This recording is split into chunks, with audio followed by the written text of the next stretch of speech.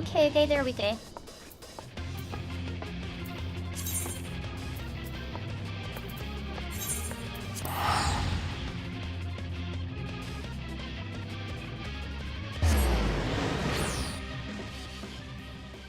So this is going to start Endwalker.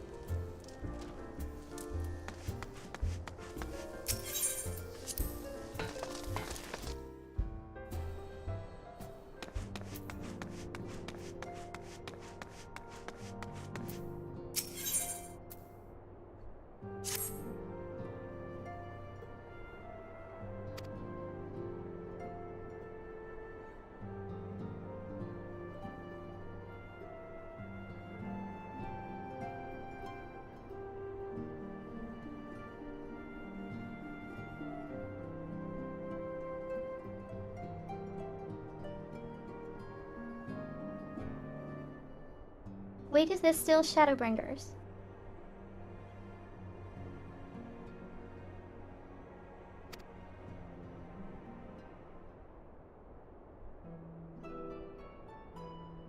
Guess we will find out.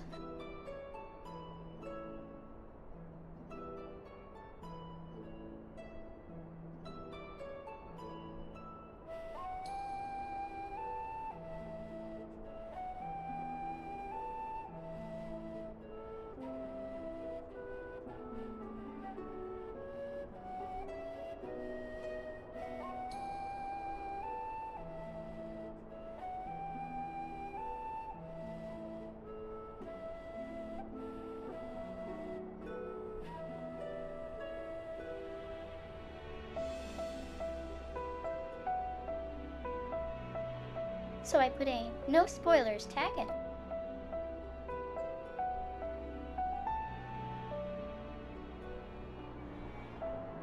I've played this on stream already on Babylit.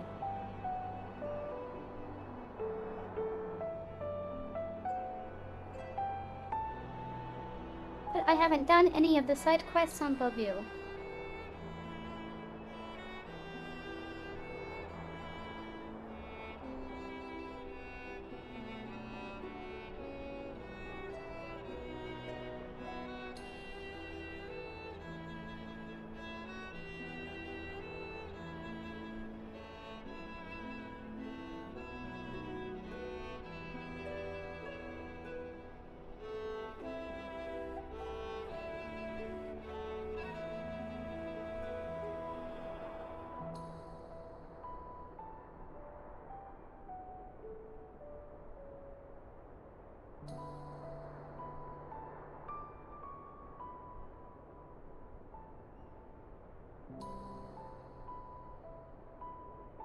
So my usual rule about vexing is, don't tell me to do things.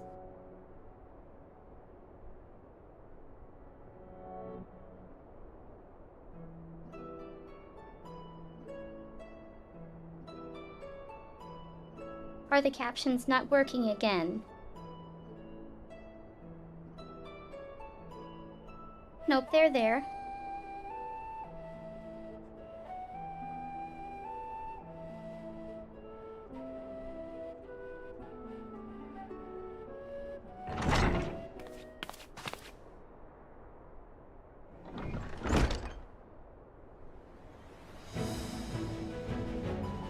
They do it if there's an extra carriage return.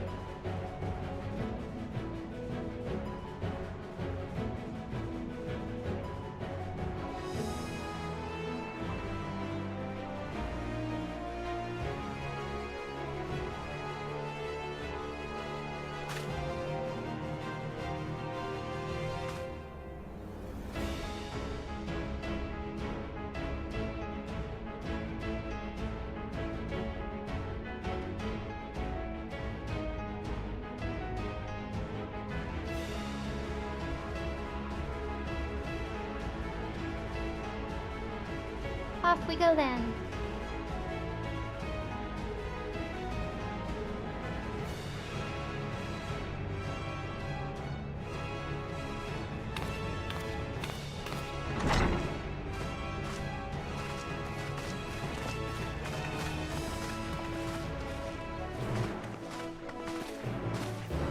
So just to repeat.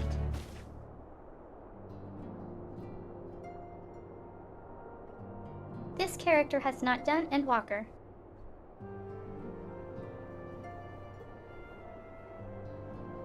Because I did Endwalker on Bobula.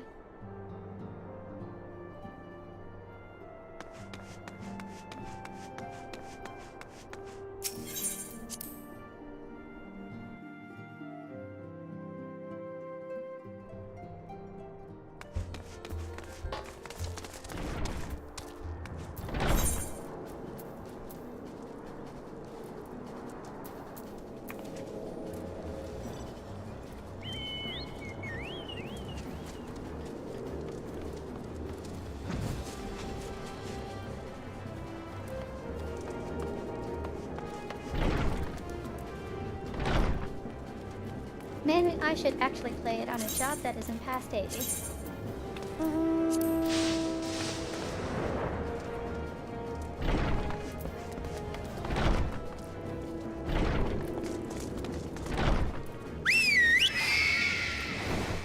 Oh, no job is past 80 but this one.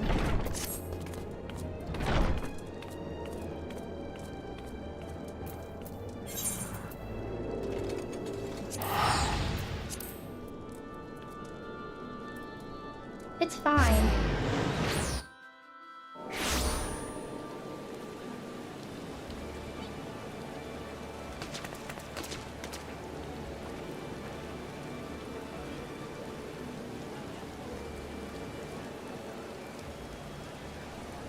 I'll just switch to Scholar if we hit 90 in AMS key.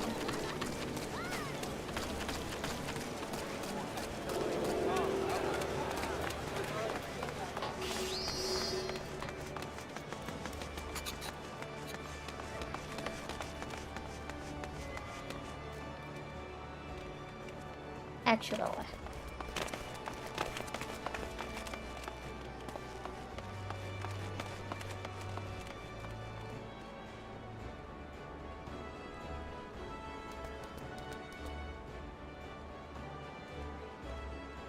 No, but should I do Astrologian if I hit 90 on my mage during the MS key?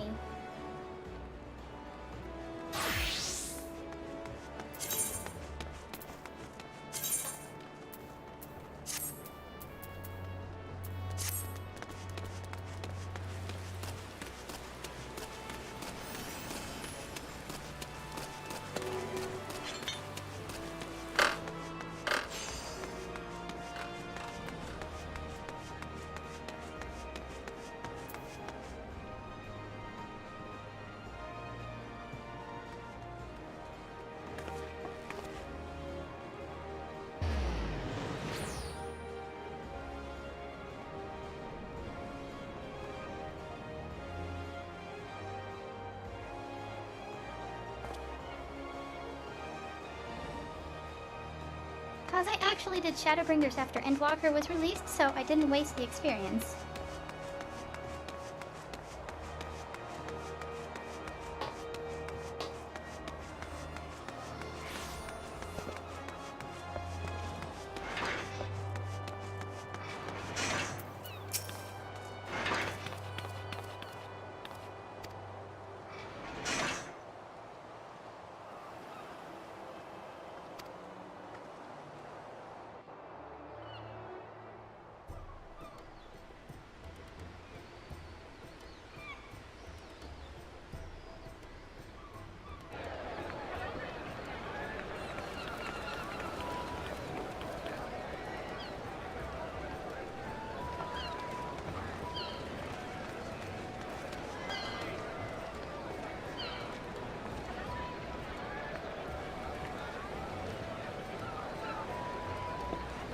They've almost finished loading our cargo. We should be ready to depart right on schedule, or so I'm told. Excellent. 'Tis nice to have a smooth beginning to one's journey, at the very least. It's funny.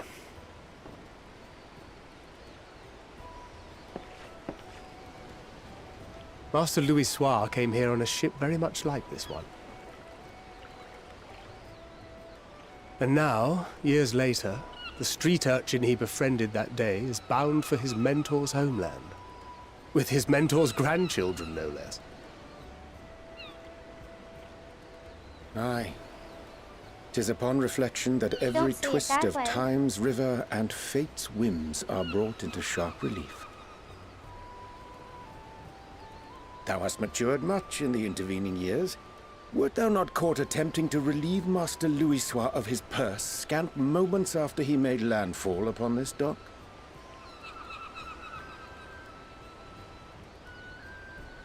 Oh, really? Now that's a tale I'd like to hear.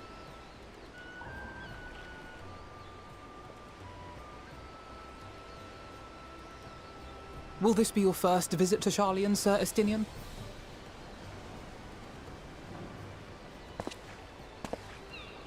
Sir Estinian? Are we strangers newly met? Why this stiff formality? I, merely meant it as a professional courtesy, since we are now colleagues in an official sense. I'd rather you dispense with the sirs, especially in private Look at company, the scale. or I'll be forced to respond in kind, little Lord Alphino. You've made your point, It makes Estinian. Estinian look huge. Painfully well. Better.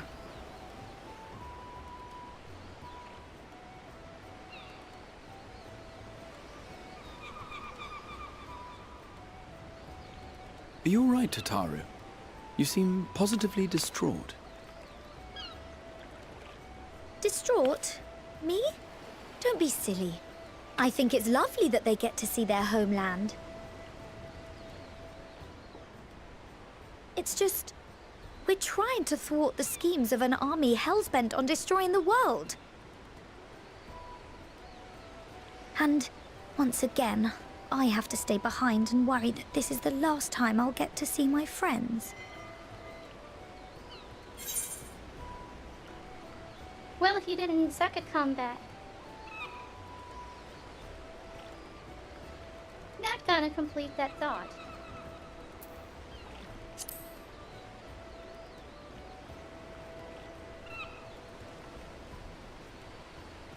I'll hold you to that. Ah, good. You're still here. Hori! Coulternay! What brings you all this way? We're to assist the Maelstrom and the Kobolds with a lunar primal operation, so we thought we'd see you off before heading to the tower. These guys are from all the way back in AA. Flamine and the others wish you all a safe journey, and promise that they'll look after things here until you return. We will too, of course. Aye. We, your fellow Scions of the Seventh Dawn, will do our part to ensure the end of the world won't happen on our watch.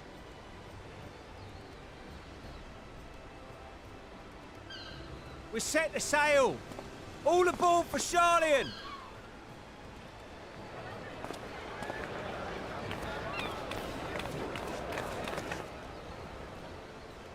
It's time. Then we must delay no longer. We will contact you the moment we learn aught of value. Wish us luck.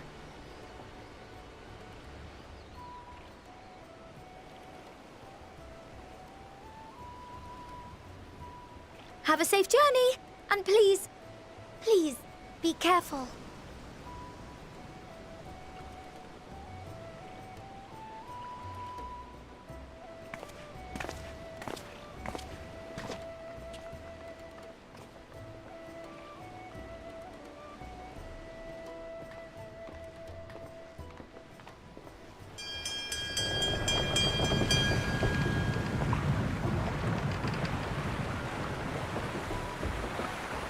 And so you venture forth unto the unknown. A fate beyond the horizon that cannot be divined. A future undefined and in flux. In uncertain times, naught but the simplest words of wisdom will suffice.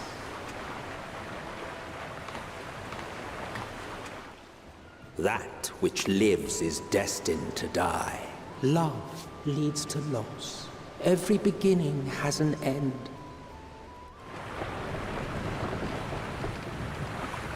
Treasure every moment, every step of your descent.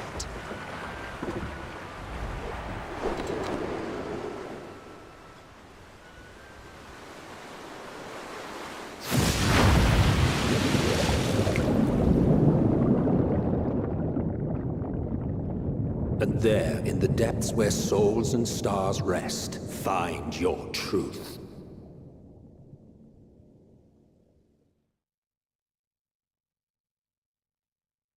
You might recognize the voice.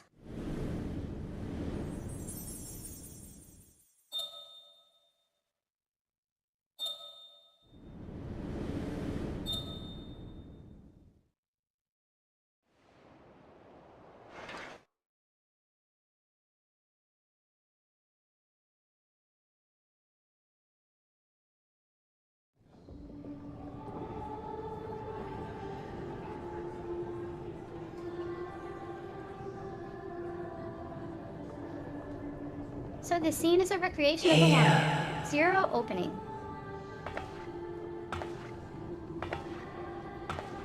Feel.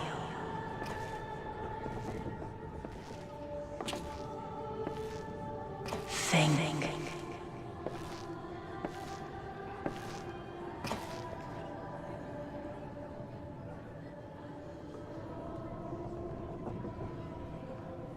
The day has barely dawned, my fellow earlier riser.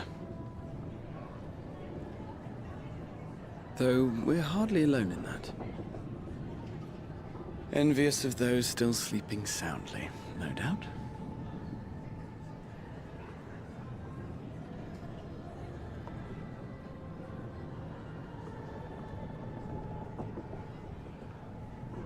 Called out to you, you say? I've heard nothing myself.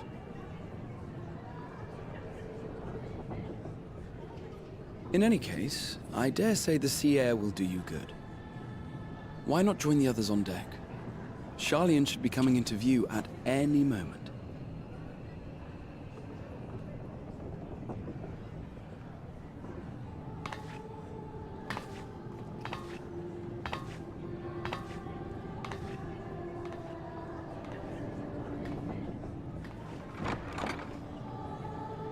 This is also reminiscent of the 1.0 opening.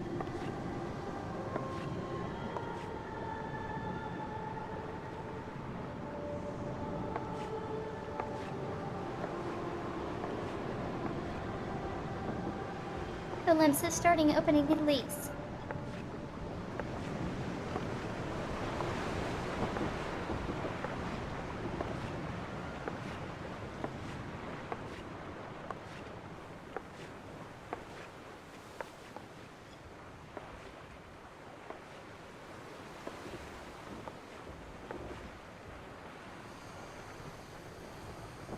Who are My you? voice yet reaches you. I am glad. Hear, feel, think. And thus do we meet face to face at last. My warrior of light, guided by the crystal.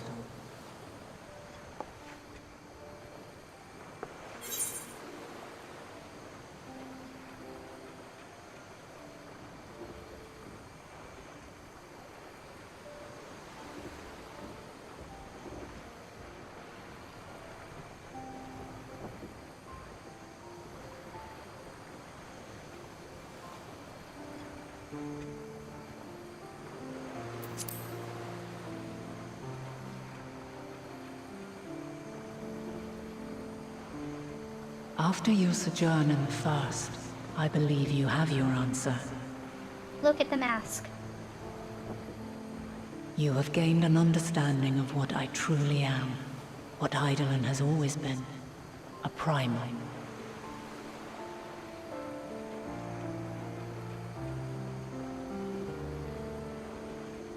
Zodiac was created to forestall the apocalypse which threatened the ancient world, and I was brought forth to bind him. Yet 7 times now, those who would orchestrate a return to that bygone era have rejoined a shard to the god I had sundered. The greater his strength grows, the swifter does mine own diminish. The power to draw your mind into the rift betwixt is no longer mine to wield. Yet though it taxes me sorely, I dare not leave these words unsaid.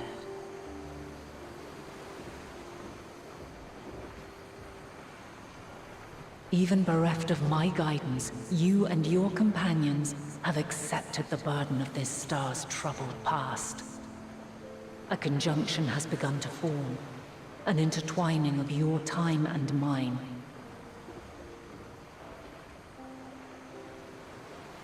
Literally. Wheels shudder and turn. Conflict looms. Monumental.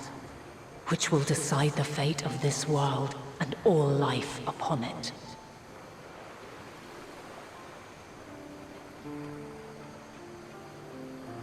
When you truly understand what is at stake, and your journey has prepared you to surmount the insurmountable, then shall I honor the promise made in another time, another age.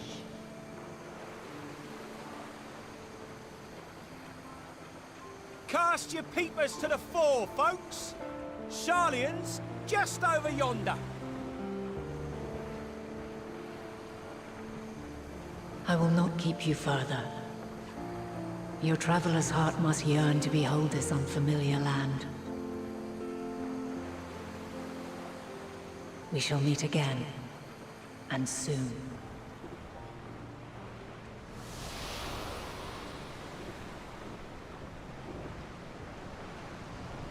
And not metaphorically.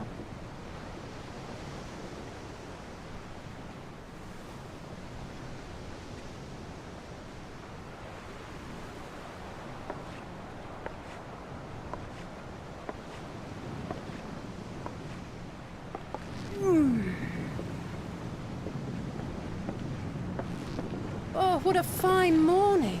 Oh, still a bit stiff though. And a good morning to you too. Taking a look at the island already?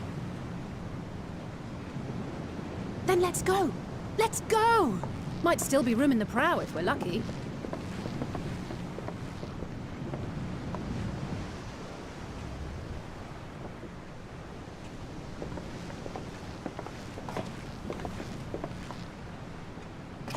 Ah, the sleepers have arisen. There she is. Good old Sharlayan. Oh, I see it.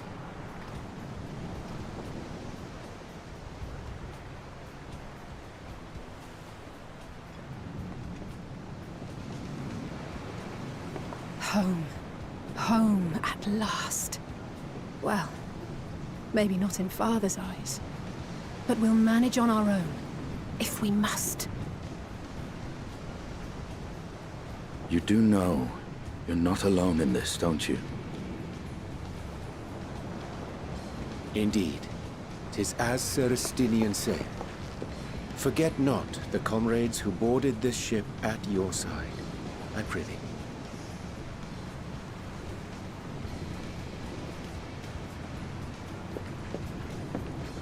Thank you, my friends. We are ever grateful for your steadfast support. Upon arrival, we will be disembarking into the heart of Sharlayan proper.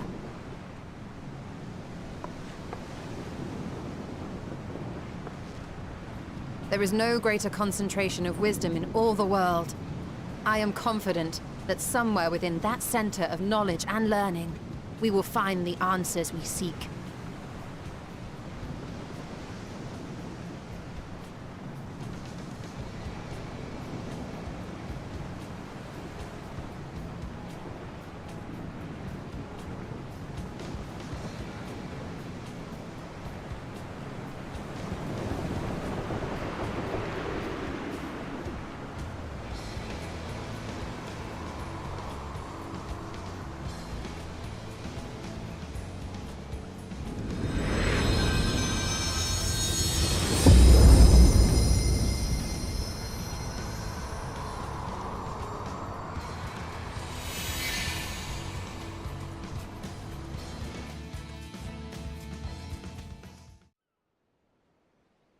Sharlayan, the solitary island nation of the northern seas.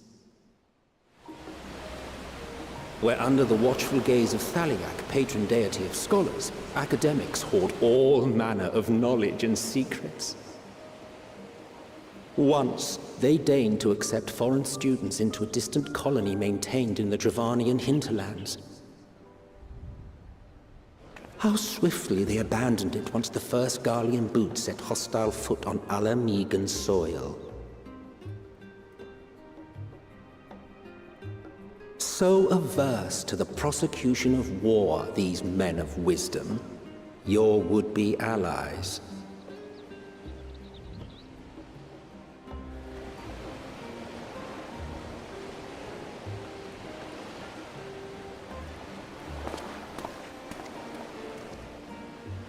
I thought they'd never let us off the ship. What's next, then? Entry applications? Hopefully they find no cause to deny us.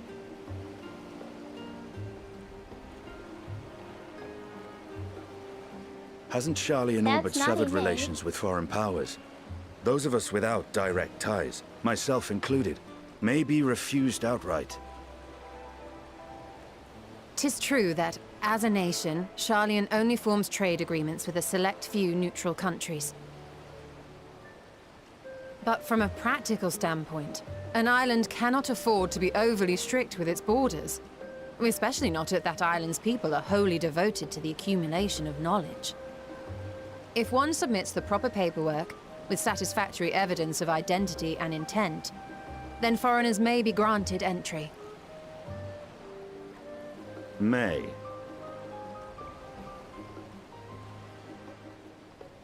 Quite. So let us be absolutely clear on these points before we proceed. The immigration officer will ask for your affiliation and your purpose of visit. Considering Sharlayan's views on intervention, I strongly suggest we avoid any mention of the Scions. Kral has laid the groundwork for us to act as associates of the students of Baldessian, and our ostensible reason for being here is to aid in their order's restoration.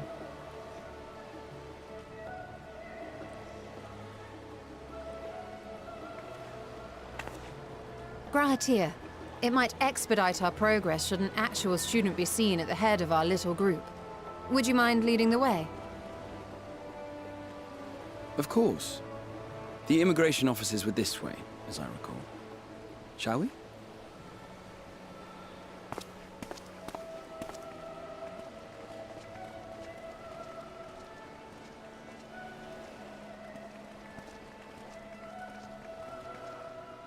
Greetings. We've just arrived and are eager to make our way into the city.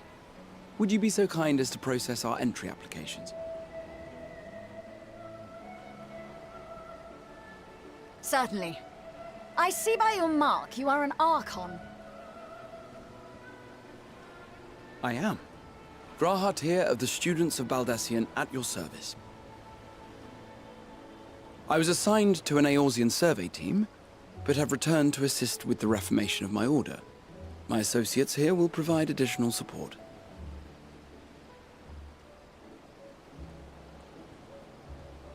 Very good. I have paperwork detailing your group and its scheduled arrival for today. And it seems some few of your Such a companions are serious also fate. Archons. If you'll step forward, we can process those applications first.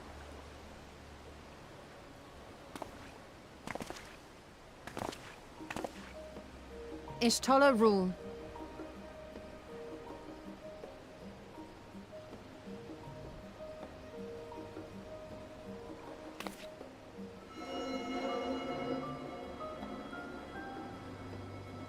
See how it glows? That list is etherically linked with the citizen registry kept in the main repository.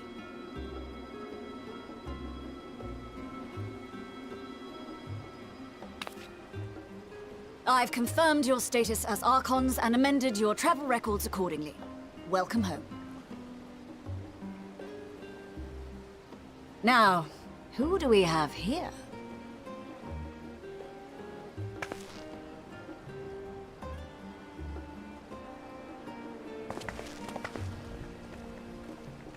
Some babies of your citizens. Alphino Leveilleur. And Alize Leveilleur.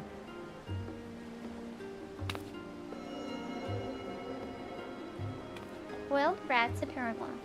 Your applications have also been approved. Having said that, the streets are abuzz with talk of how House Leveilleur's lord disowned his young progeny. Whoopsie.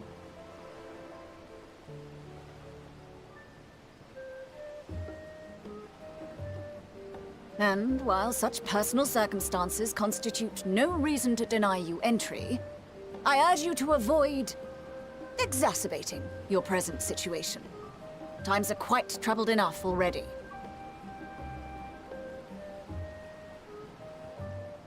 We shall keep that in mind.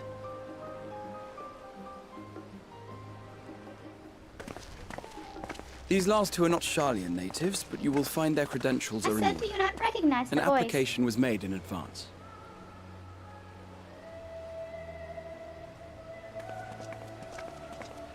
I recognized the voice right away. Name and occupation?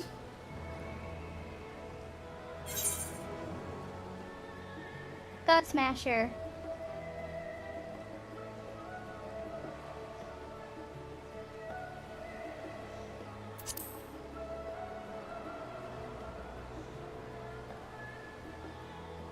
An adventurer.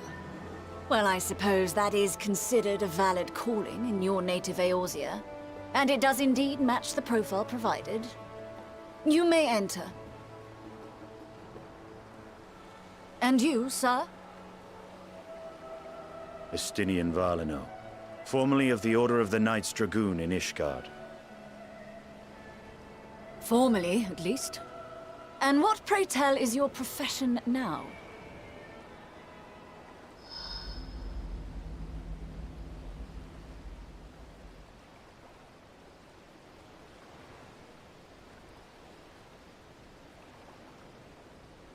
He sucks at lying. If you'll allow me...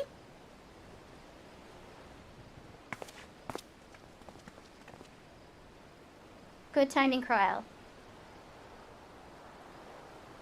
My associate is a mercenary, hired for his strength at arms. Surely you are aware of the dangers we often face on our forays into the wilderness. Mistress Baldessian, if you insist on sponsoring his entry, then so be it. But while I appreciate that desperate times call for desperate measures, I find your choice of company concerning. Be advised that even a single misstep may have severe repercussions for your organization. I have every confidence in my chosen company, dear and trusted comrades that they are. But I thank you for your concern.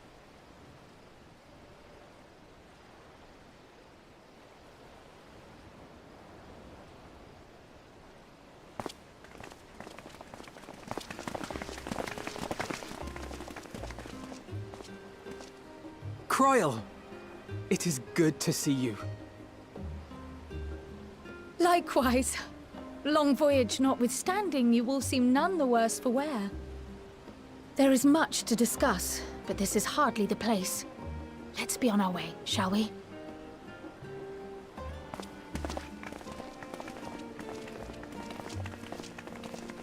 you!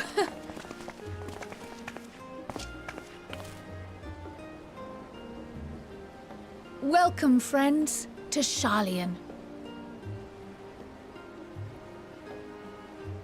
As your mercenary, I should hope my welcome includes a generous salary.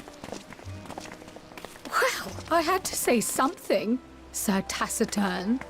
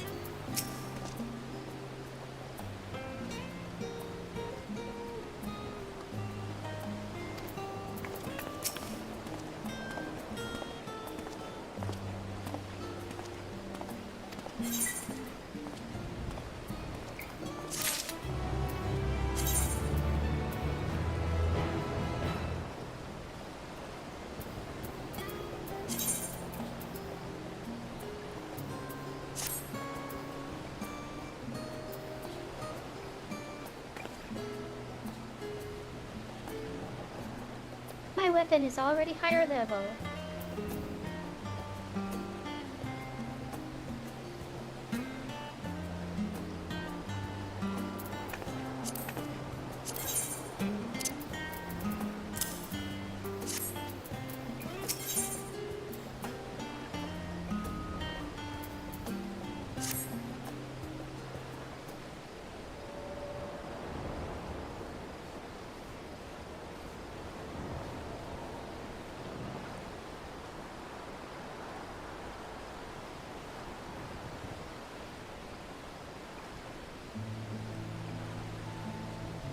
What have we learned?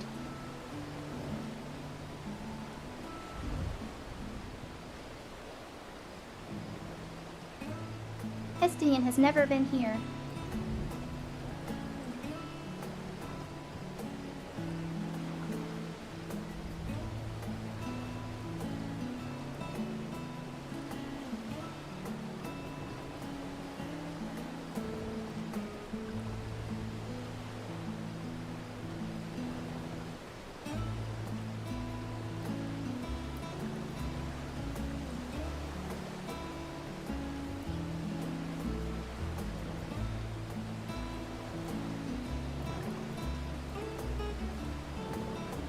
Hestian becomes a comedy relief during this expansion.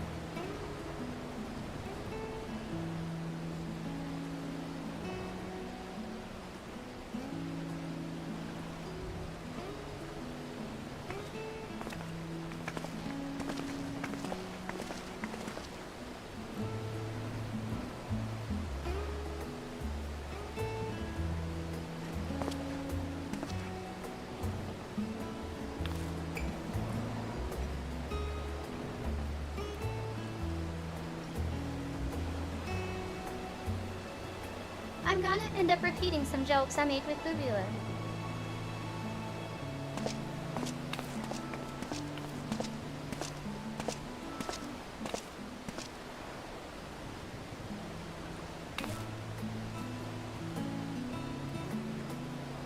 The TTS may not do the delivery the same though.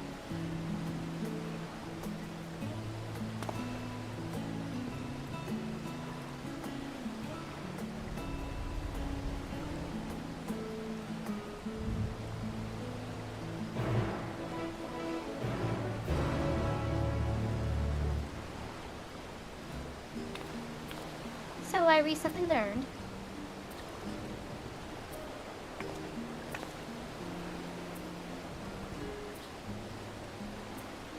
there's a dyeable version of the outfit I'm wearing.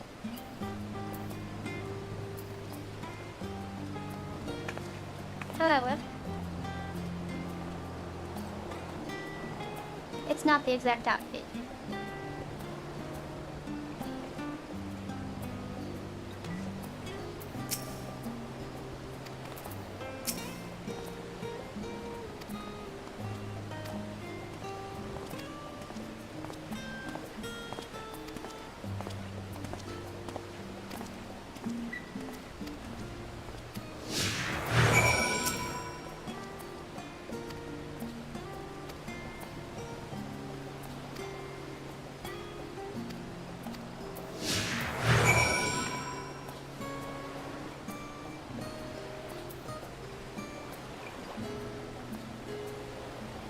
Time for some sightseeing.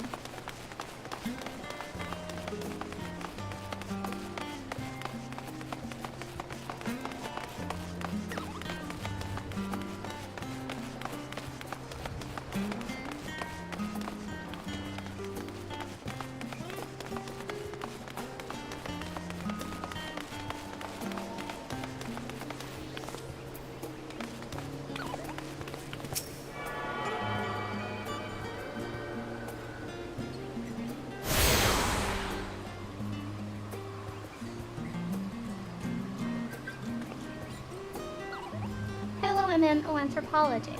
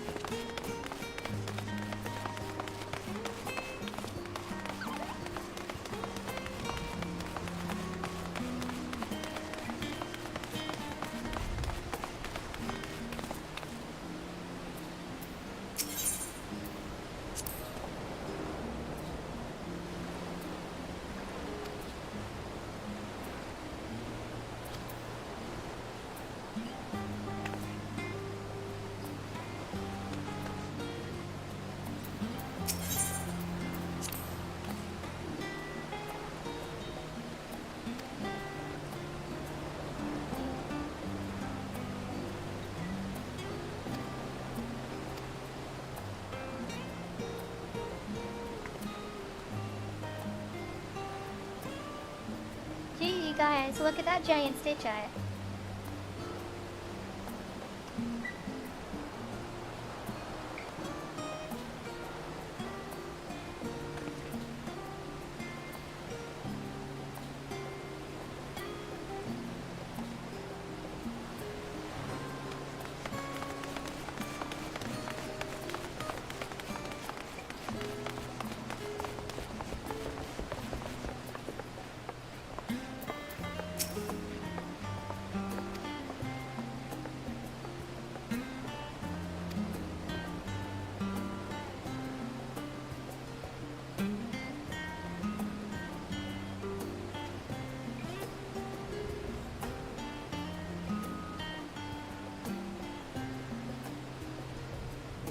This is where I got the Soylent joke from.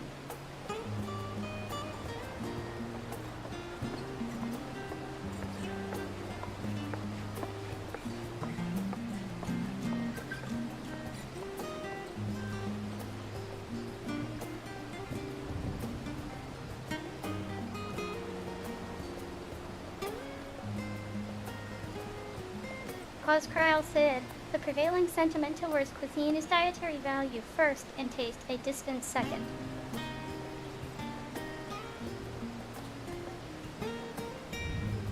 Which is what Soylent is.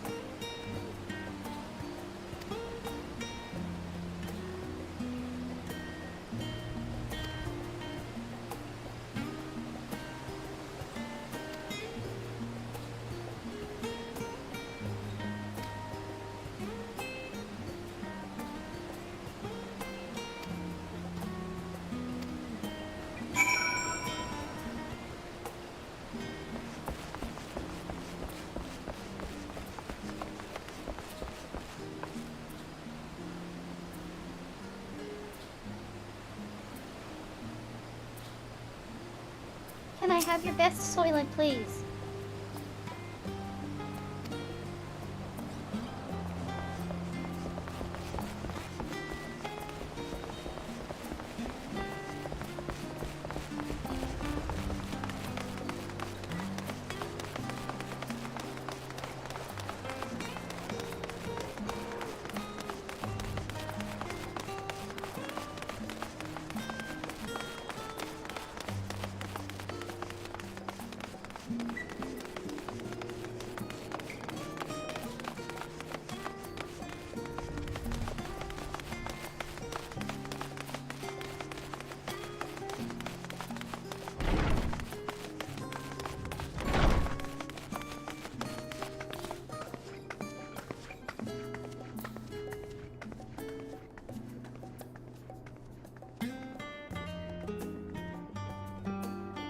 Look more Aetherite crystals.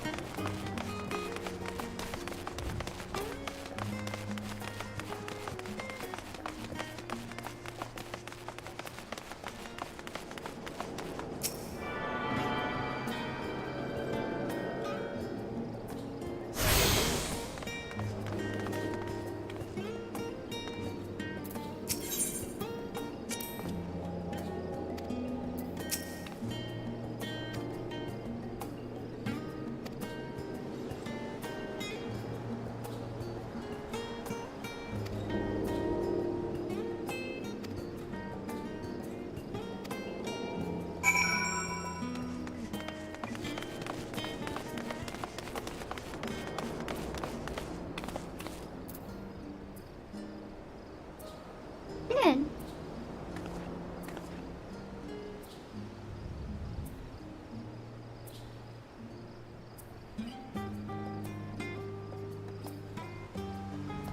It probably crashed.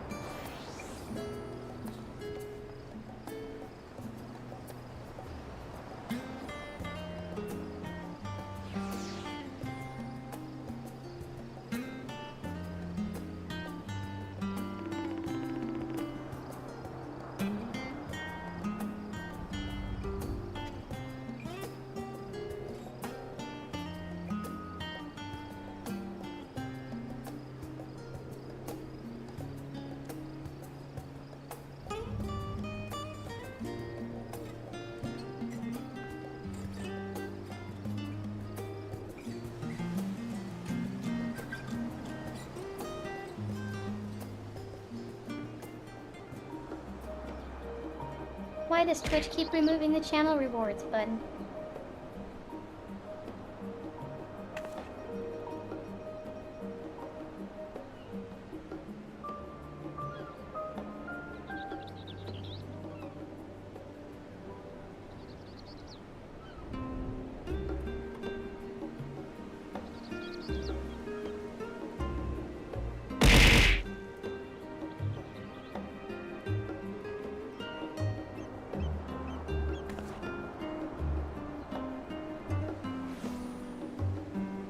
There.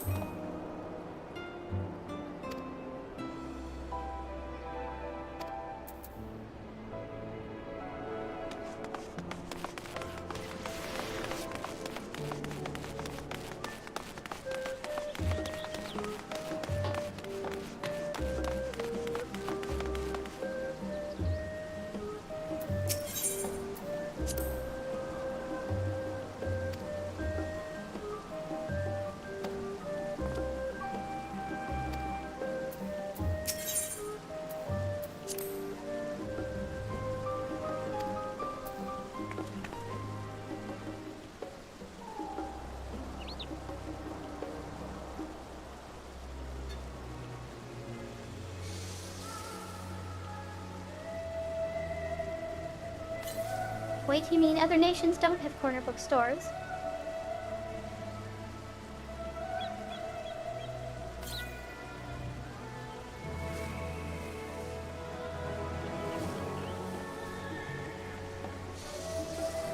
Quite frankly, I'm amazed that anyone can read in this game.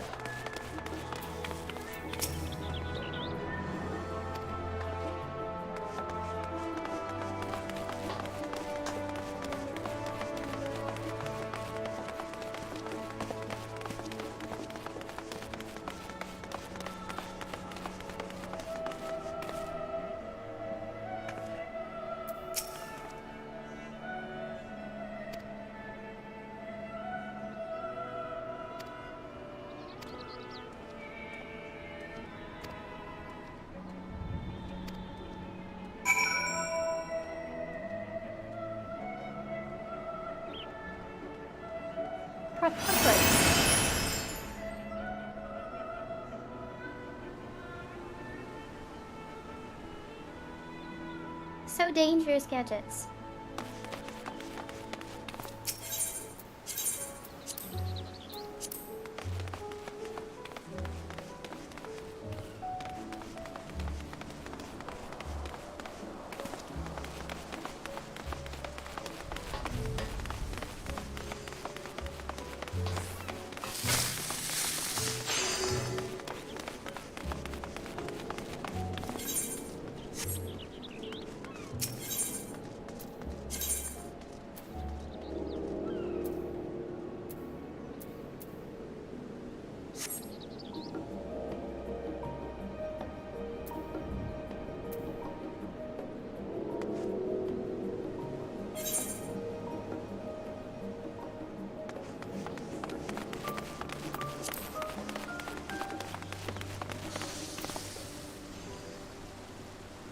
Alrighty.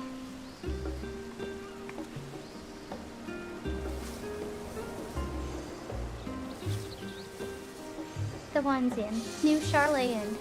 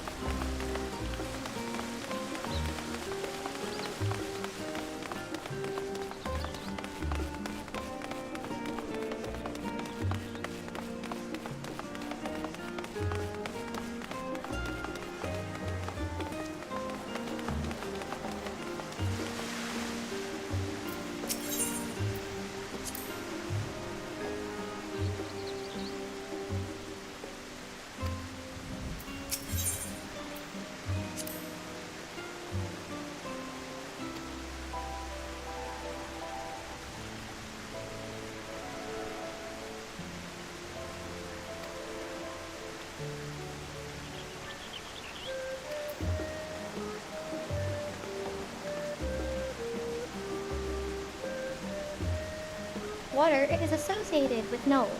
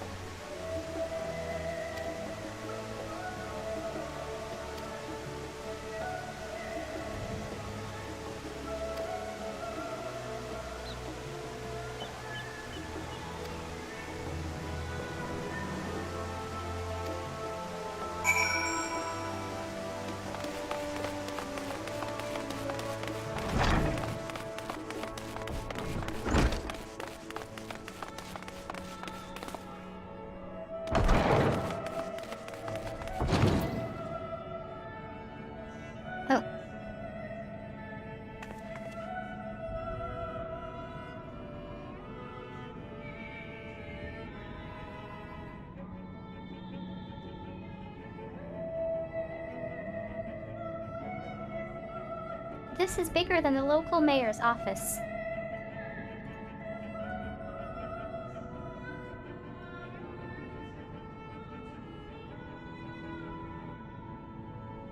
The local mayor's office has like 12 seats.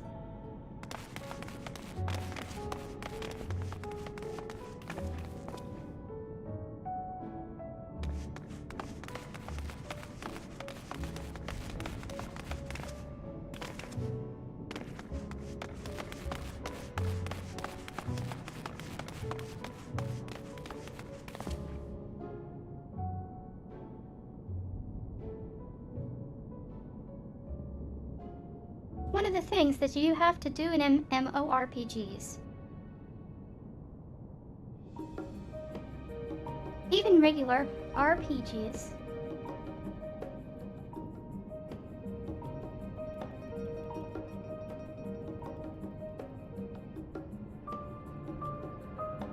is make things more spacious than would be realistic.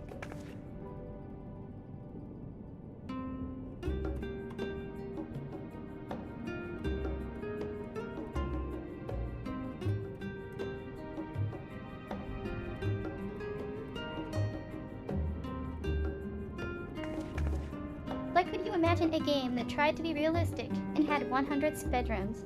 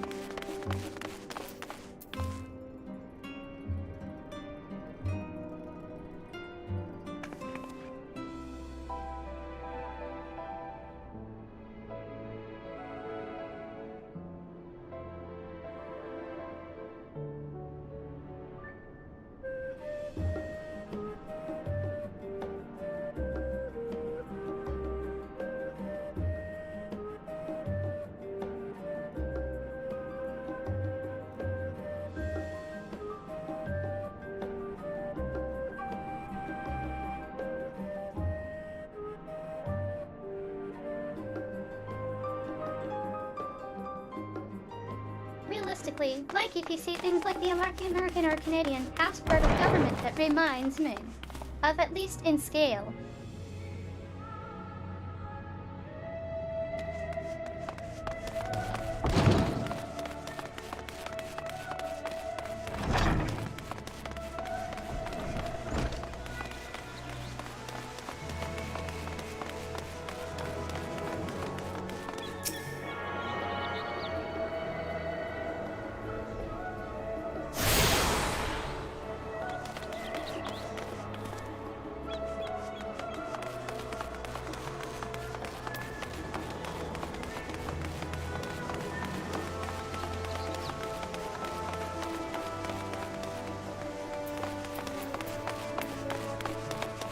Realistically, look at Fallout.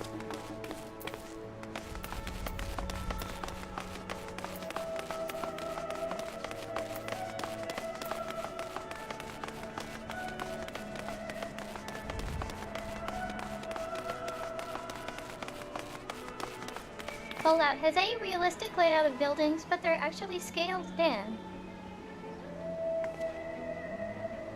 Like, if you think about it.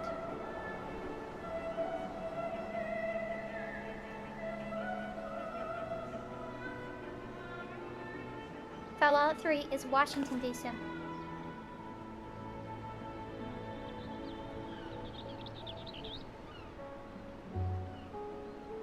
But you can walk clear across it in less time than the real place.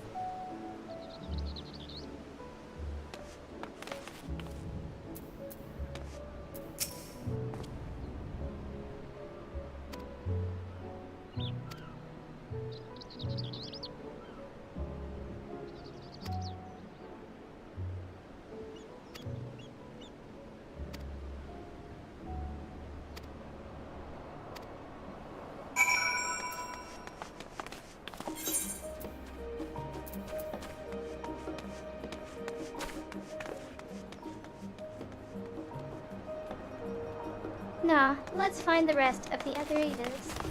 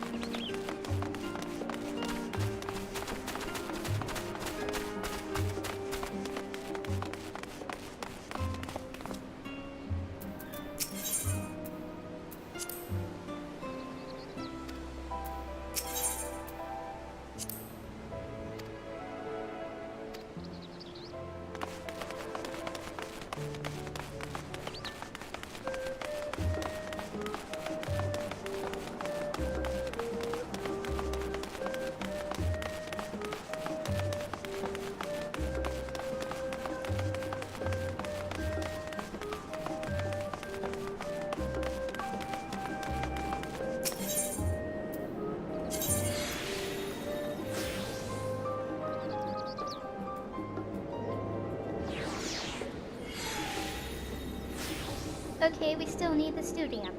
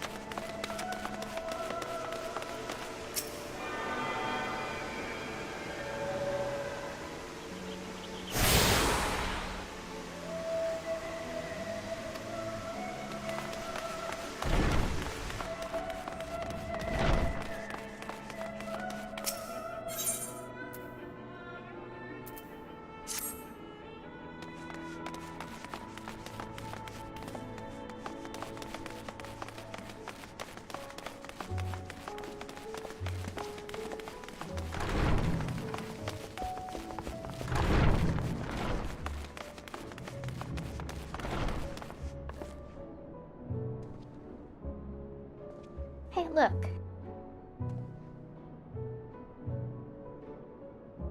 Another Eliapo.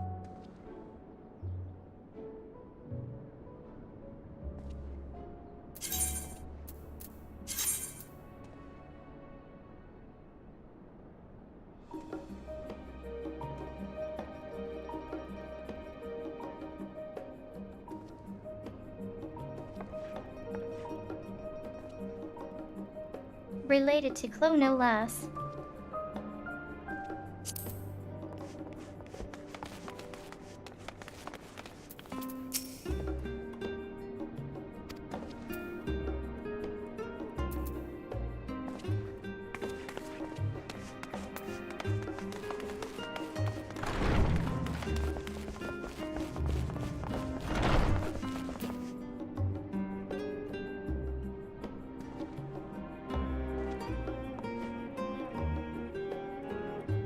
Just follow the sounds of screaming.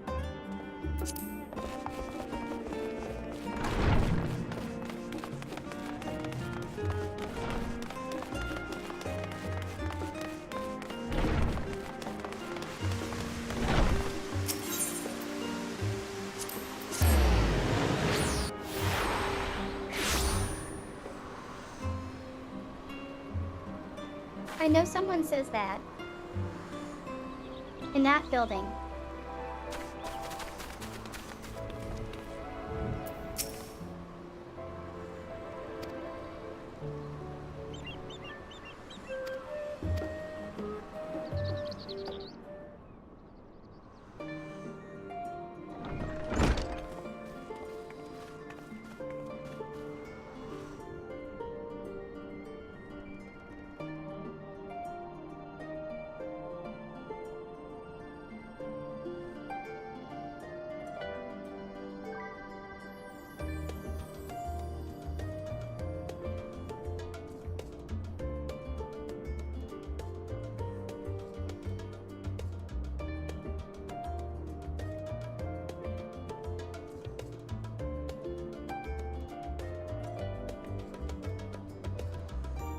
Hello, Caldrach.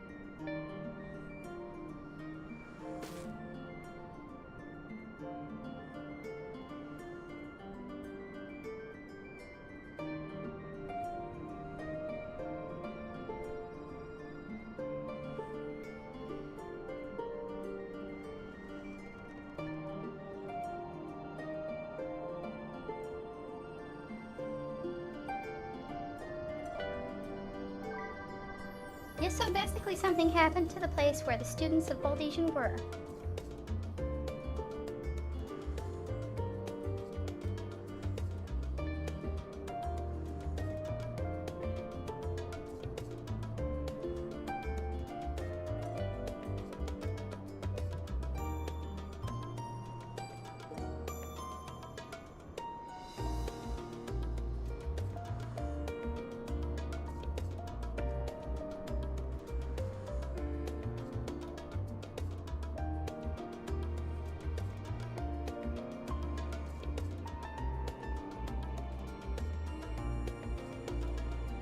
Nap rooms.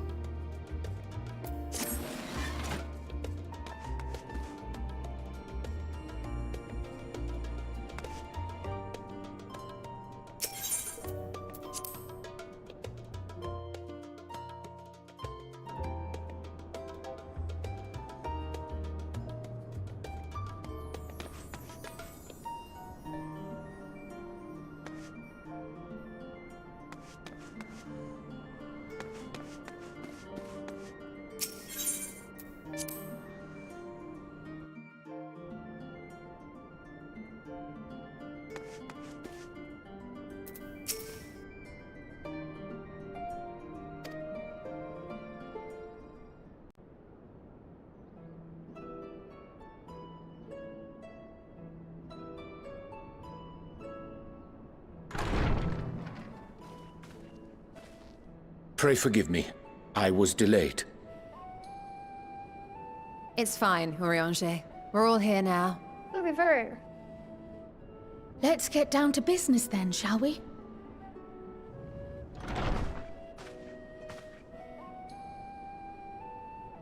Come what may, we must prevent the Telophoroi's plans from coming to fruition.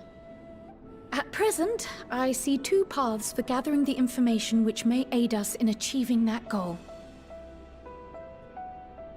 The first involves an investigation into the change which has come over Sharlayan, not to mention the recent inscrutable behavior of the Forum.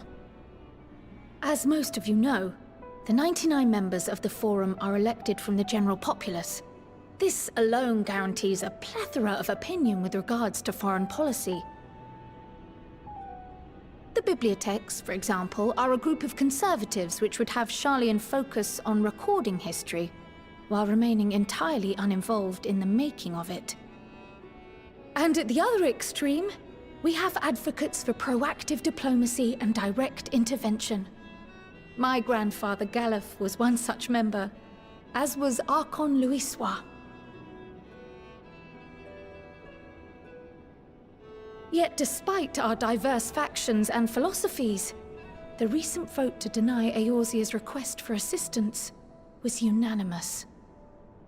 Even more concerning was the fact that many cited other, more pressing duties as justification for their recalcitrance.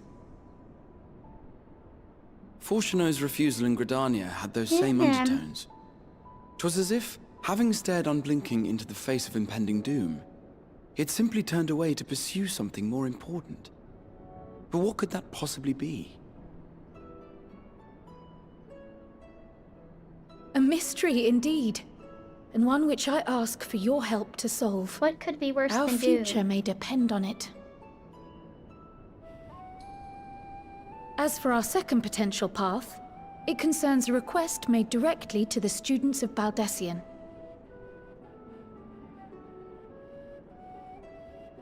Our organization was founded primarily to study strange and unexplained phenomena the world over. Mysterious relics and ruins, arcane disturbances, and so forth.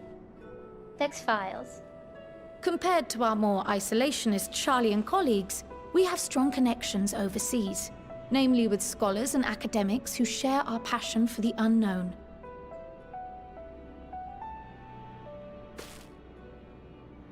The request in question comes from one such acquaintance, Nadana, an alchemist residing in distant Thavnair. Her missive describes the sudden appearance of a tower, and the subsequent summoning of what I can only assume is a lunar primal.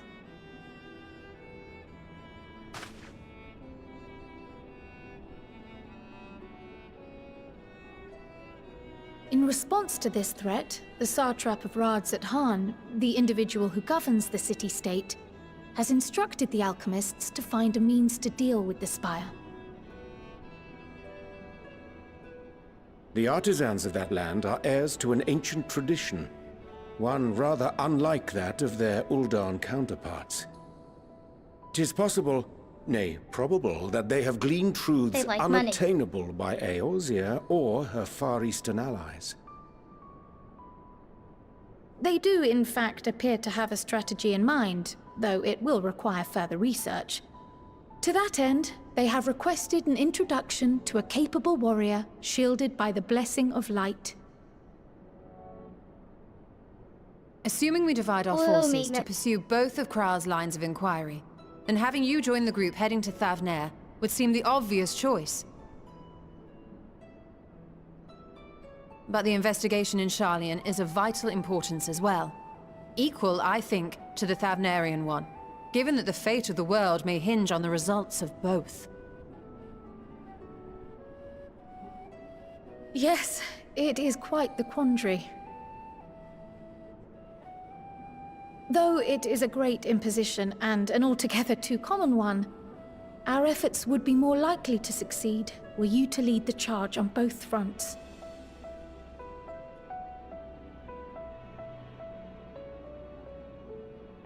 You are indeed our champion.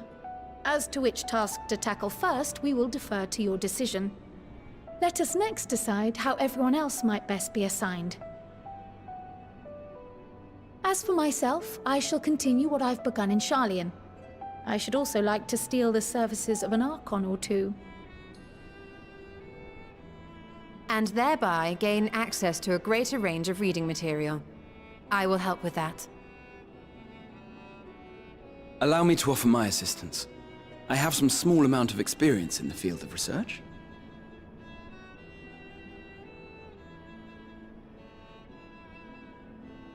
Alize and I would also like to help, if you would have us. Anything to understand even a fraction of what our father and the Forum might be thinking. Of course! The more the merrier. Right. The rest of us will make the journey to Thavner. Think about the plot to 2012. Thoughts? Objections? I passed through Thavner on my way to infiltrate the Empire, and though I'm not qualified to give a guided tour, I did gain a sense of where things lie. I'll be happy to have you along then. So for this group, it will be you, me, and Urianger. Give me a moment afterwards, and I'll supply you with all the details of Nadana's request. Why do people involved with these Consider this secrets keep hall our silent? rendezvous point once our respective tasks are complete. May our investigations prove fruitful.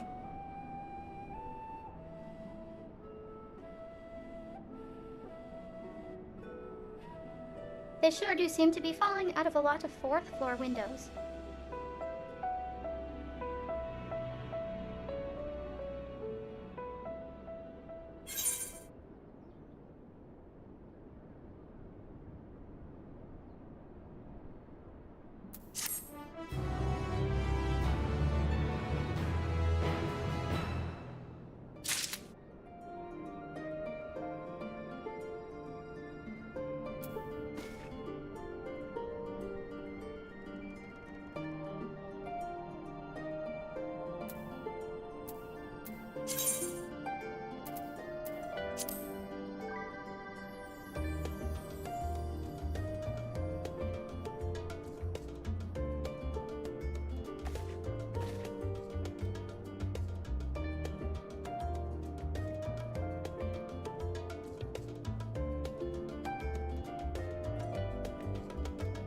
I think we can pursue either Firse.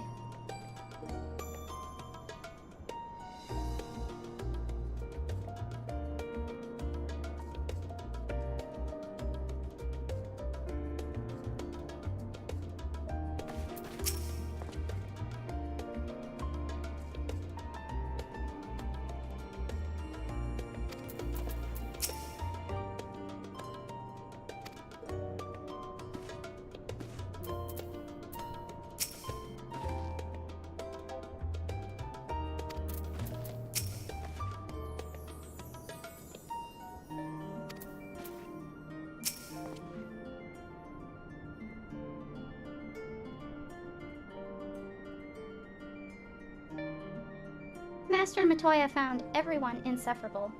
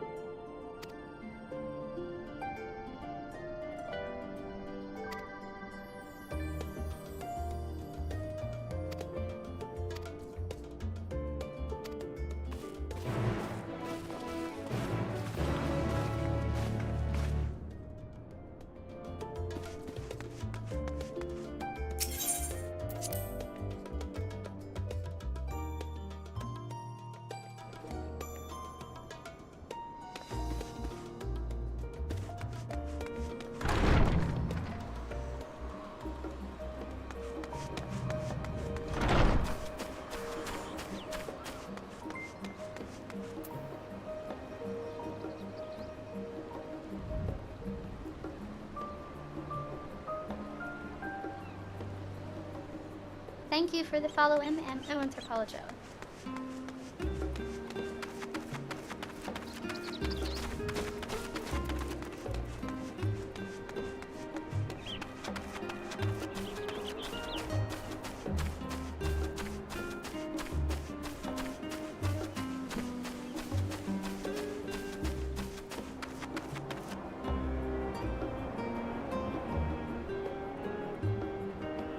There's a Bevis.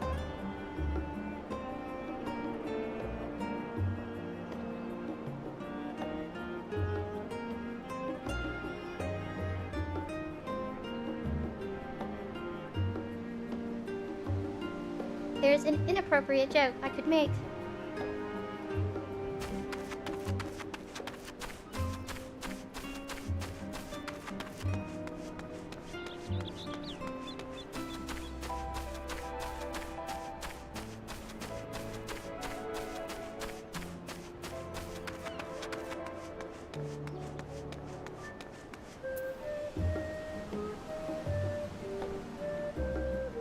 Nah.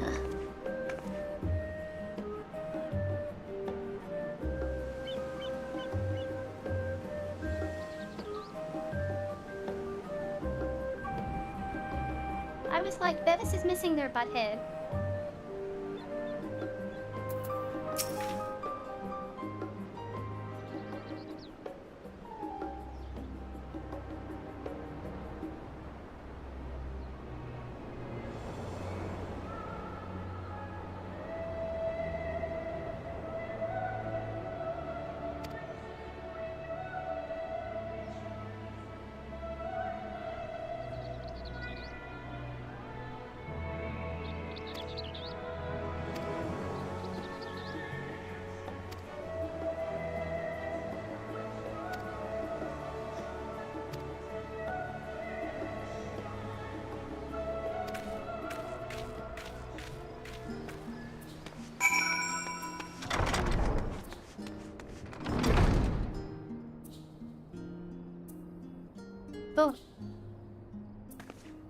Books.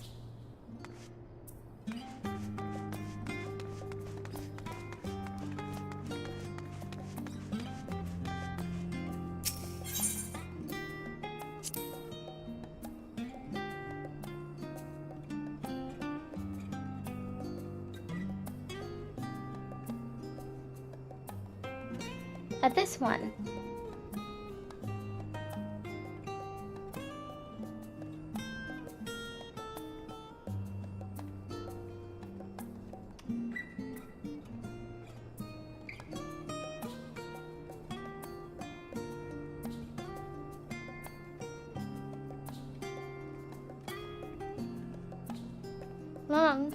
Long ago, on an island in the Northern Sea, there lived a Roeganan man by the name of Nankresh.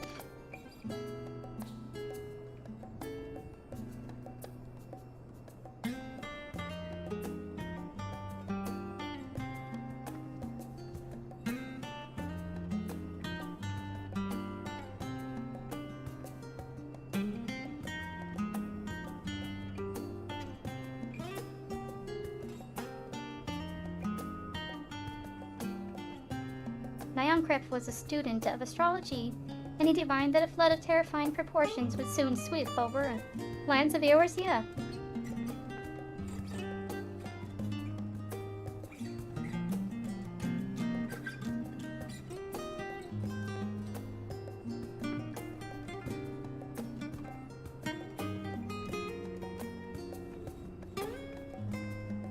That he built a gigantic ship, assembled a crew, and set sail for the imperiled realm.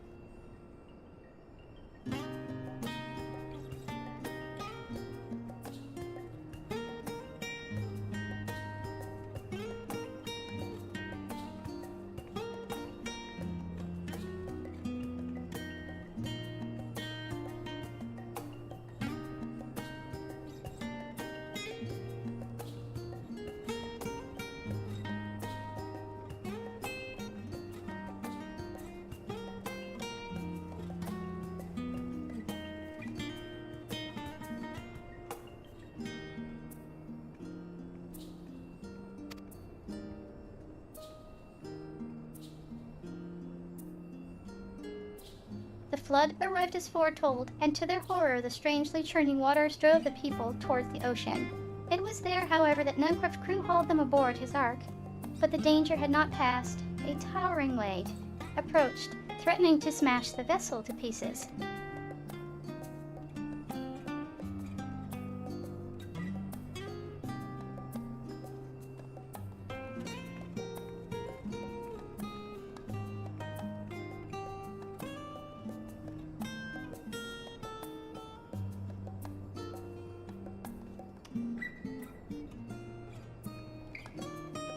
With only moments to spare, Nuncraft wove a might spell of teleportation and shifted the entire ship to safety atop Ebolithia's spine.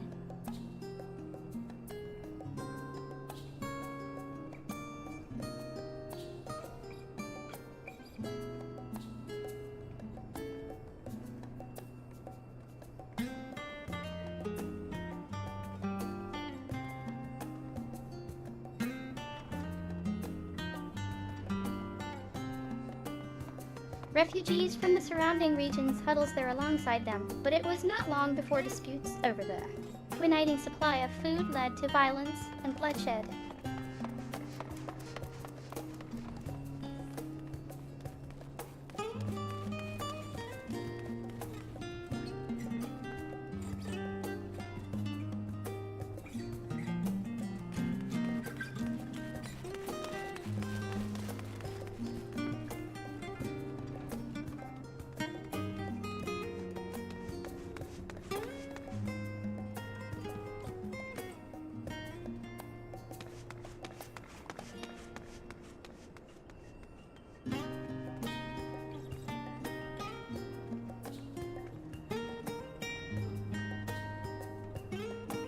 Saddened by the sight, Nuncraft gathered to him his crew and his grateful passengers, and abandoned the ark to those reddened peaks.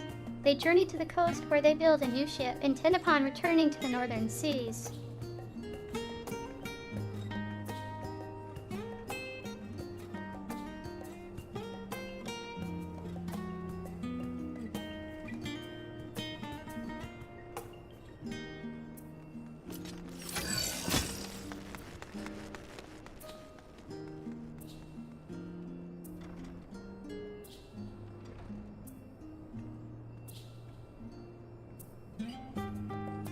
They landed on the beach of an island and settled upon that very spot. That settlement prospered and grew, and in time it became the city of Charland we live in to this day.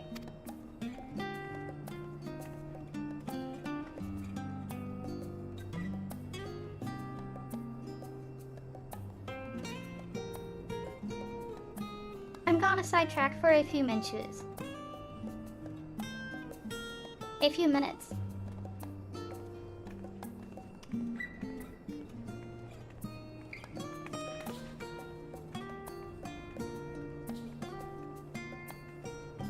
Cause this is lore I've tracked since version 1.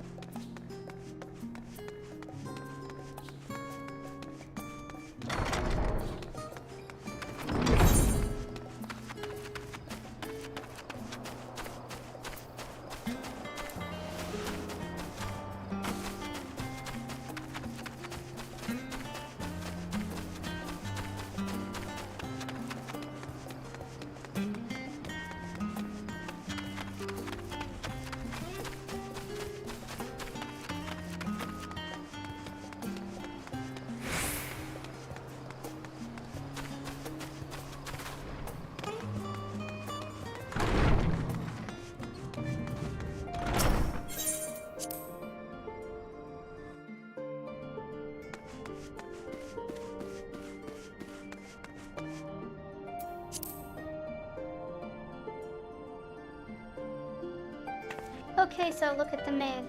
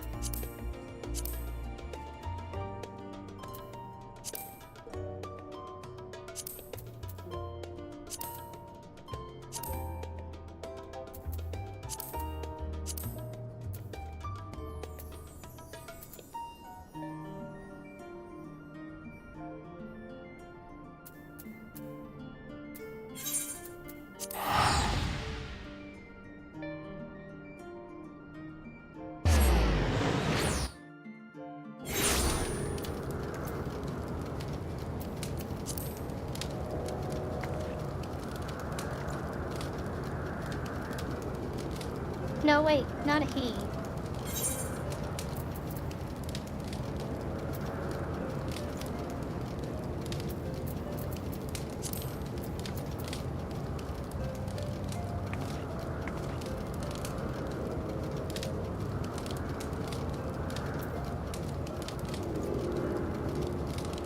This is in the air.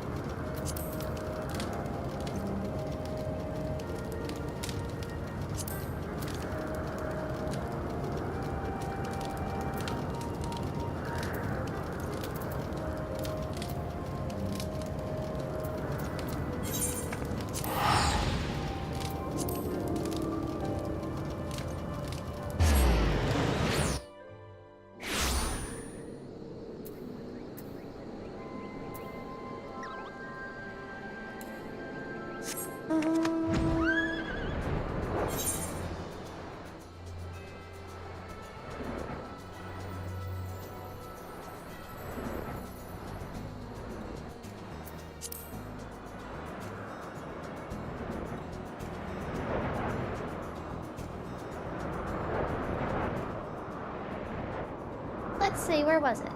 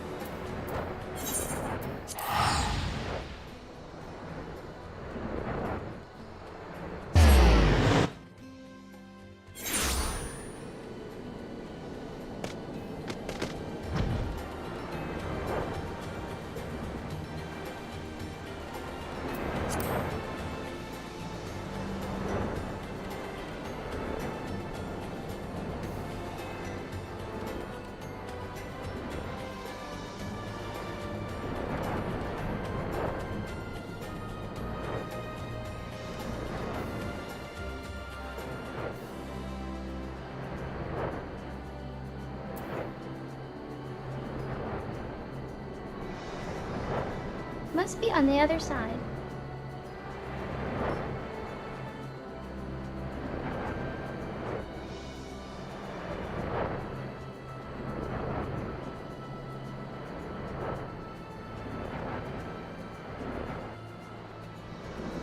The reason we're sidetracking is because I think people either miss this.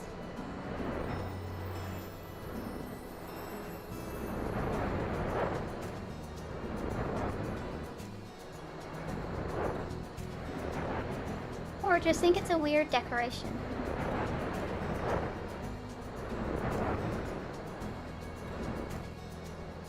Because there is no quest that sends you here.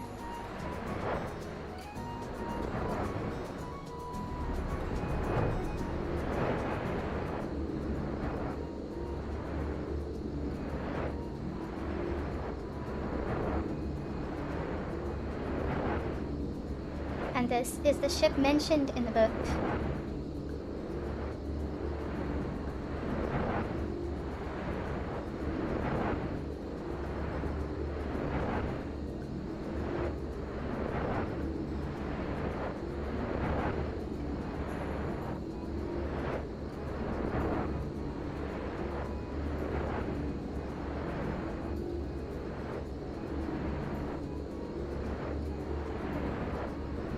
Like literally, what did it say? Namcrep's Hope.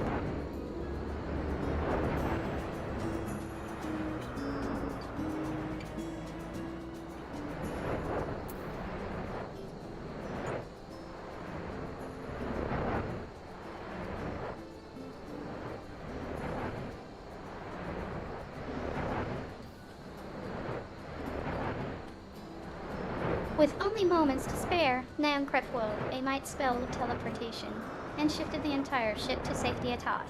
Abalathi is fine.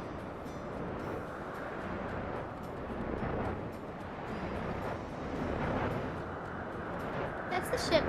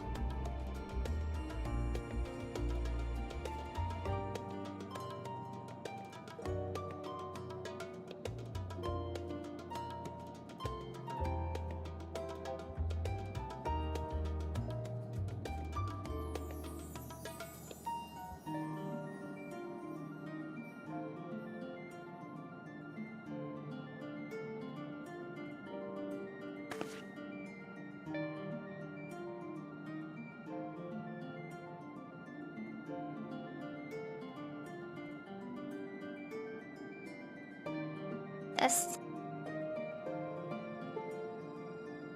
Ever since version 1. This is version 1 meh.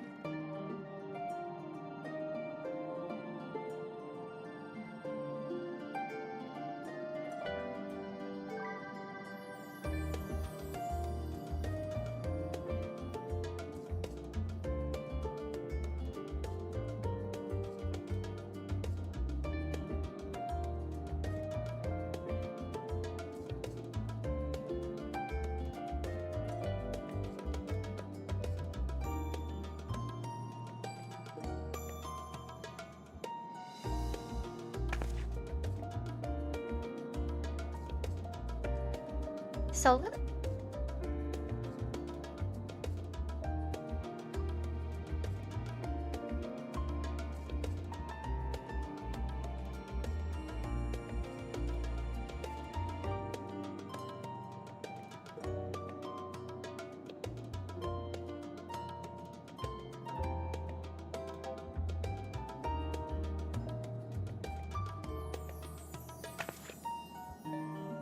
It's been here the entire time.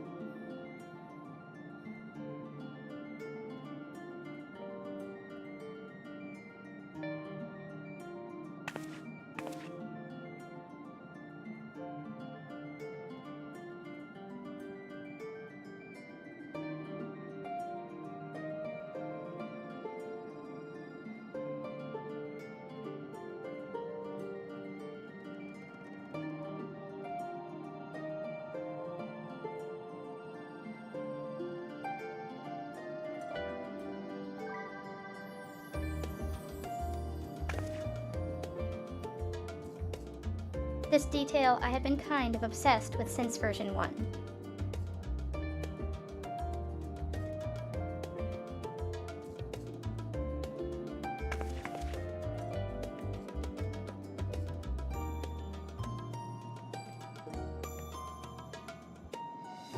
And when the Stormblood area opened up, I saw the ship and was like, no way.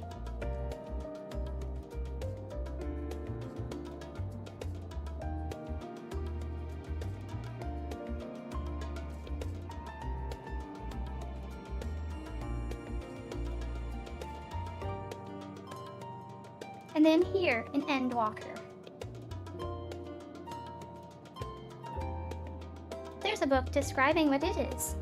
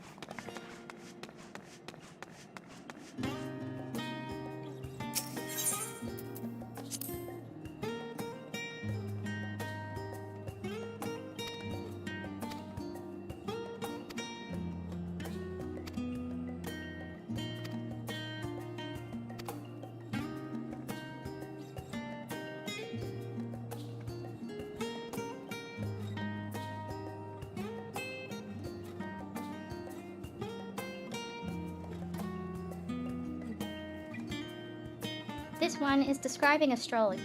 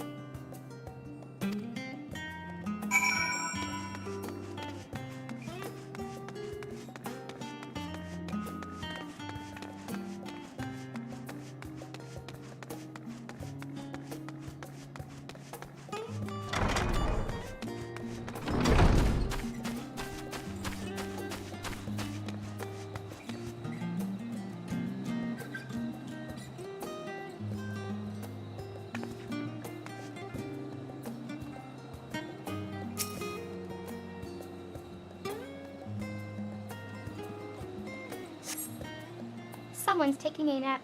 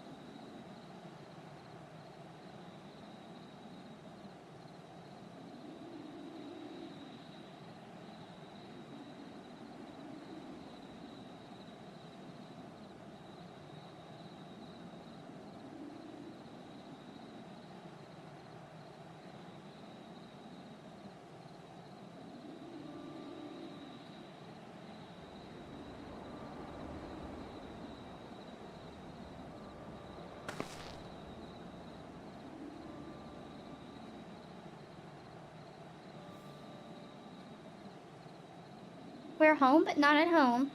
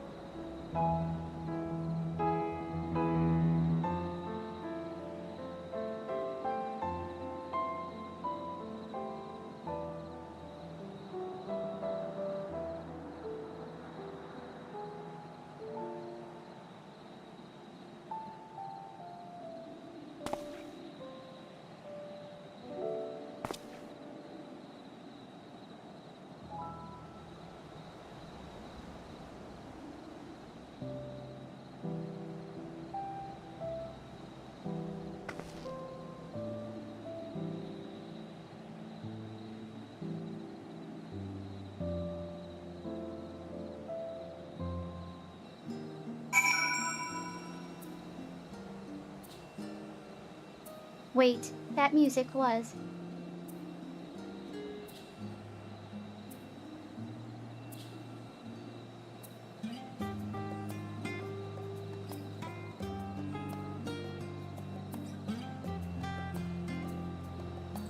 No, it couldn't be.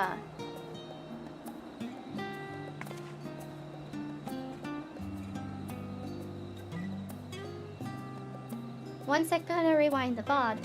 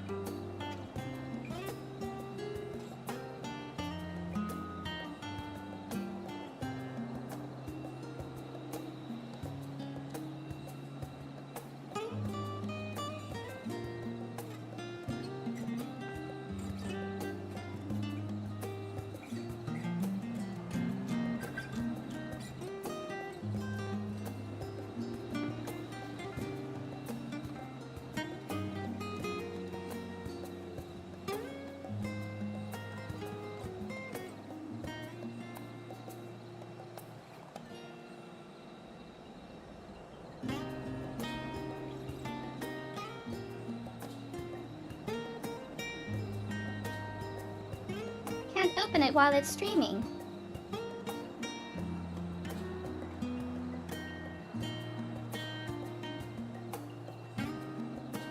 I'll be right back.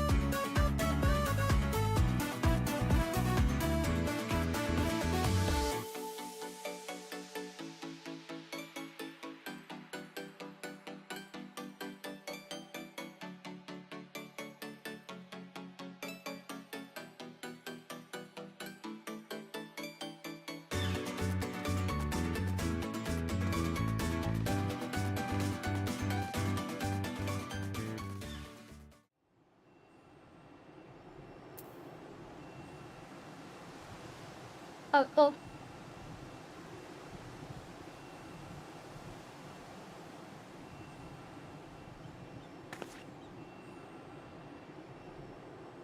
So it sounded like it switched into a rendition of Eyes on the...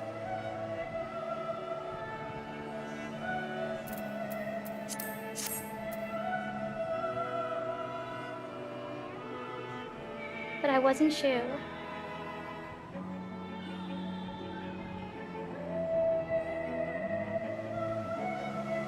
No, I went and got a sandwich.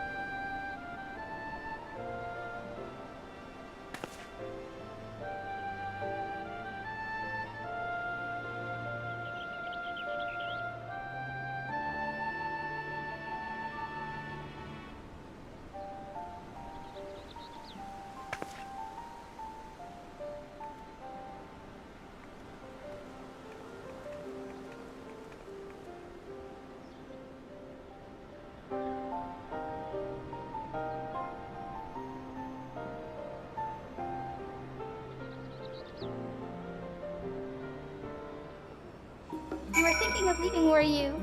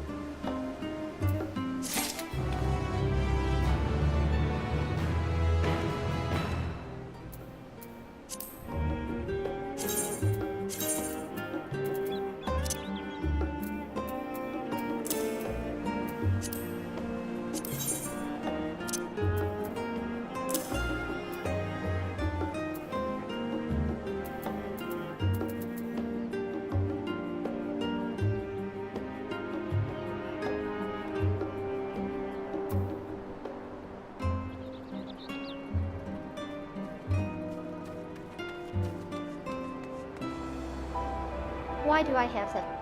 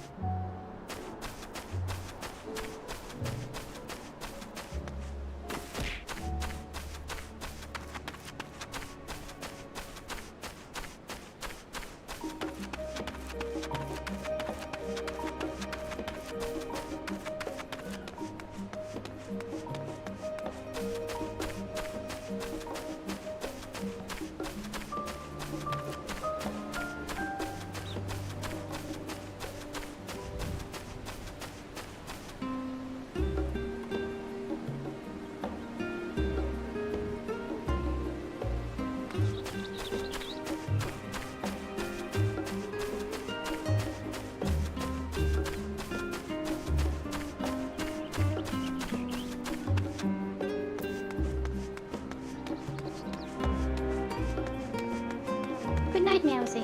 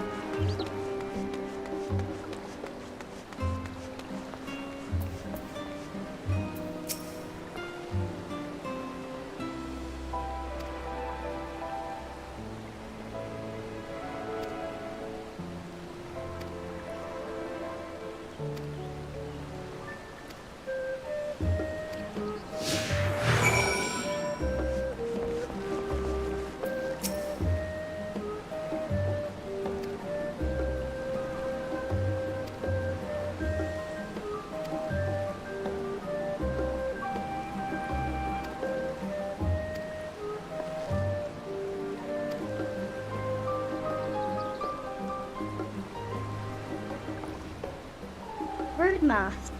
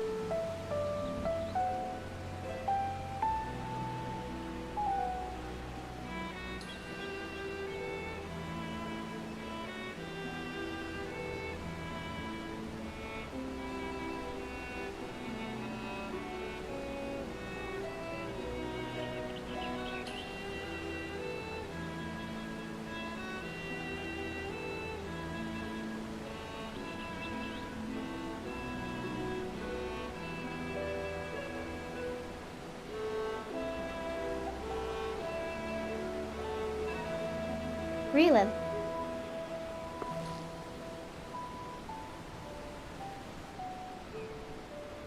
The Warrior of Light is now gonna serve food.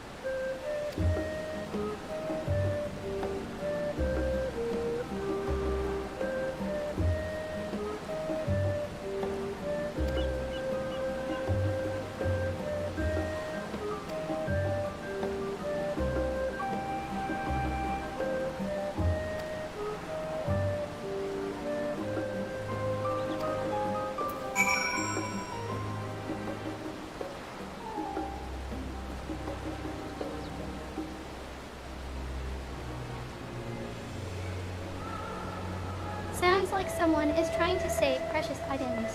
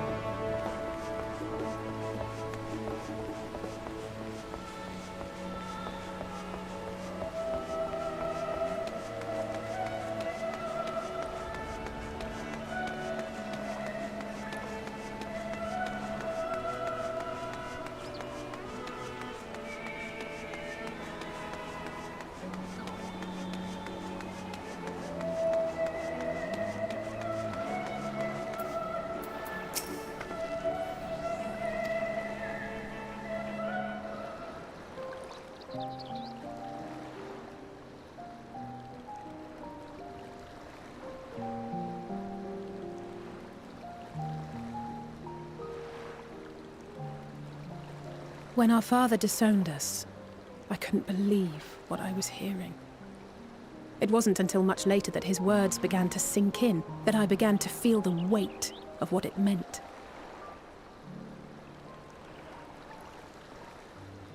Do you remember when the decision was made to come to Sharlayan?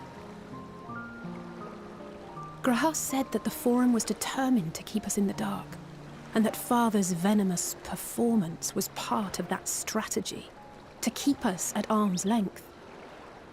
Perhaps it was.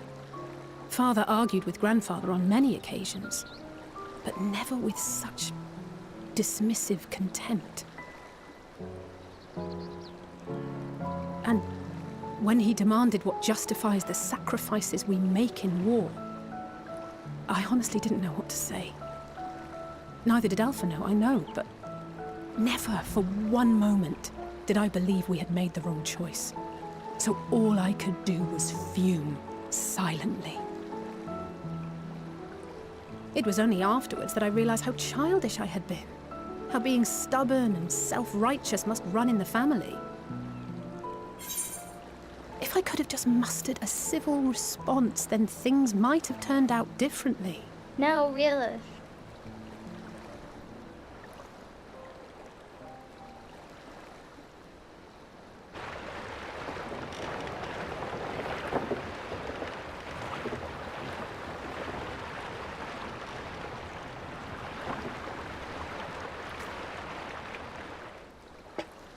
They must be ferrying goods to Labyrinthos.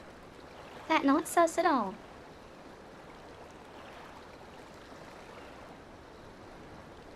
A vast complex beneath the island. Sharlayan is famous for archiving knowledge from around the world. Well, that knowledge is not preserved exclusively in dusty tomes and desiccated samples. Our living library, comprised of all manner of flora and fauna, is housed and studied within that underground facility. Still, that did seem to be an unusually large shipment. When I lived here, it was rare to even see such cargo transported by boat.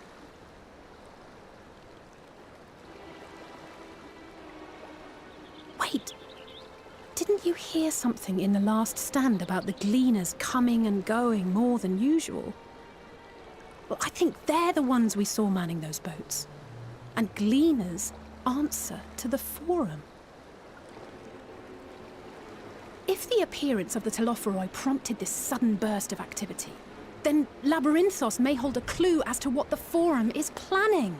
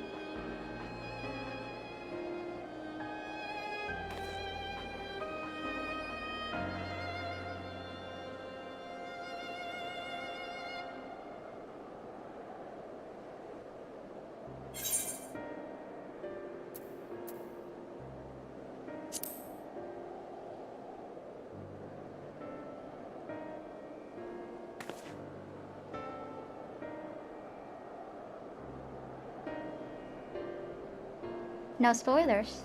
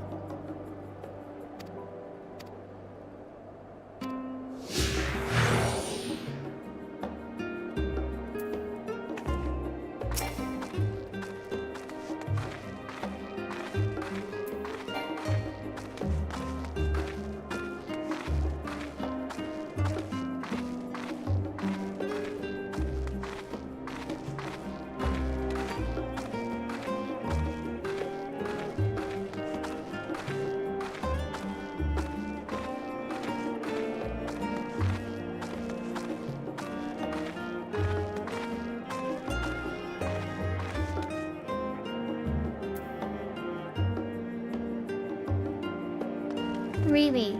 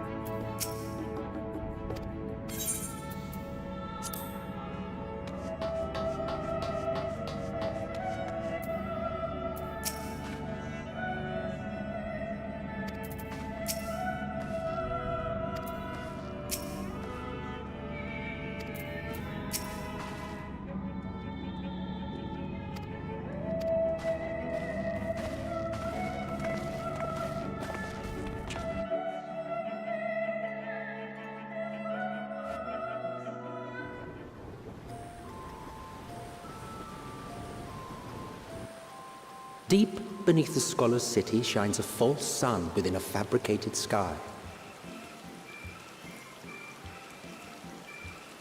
In any age exist those who consider the floor an extension of their bookshelves, and this vault's architects surely belonged to that special breed.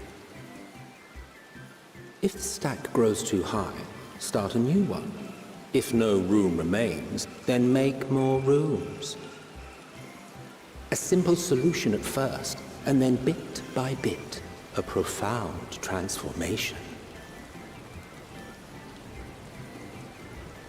Knowledge buried beneath knowledge, a growing, creeping labyrinth from which there is no escape.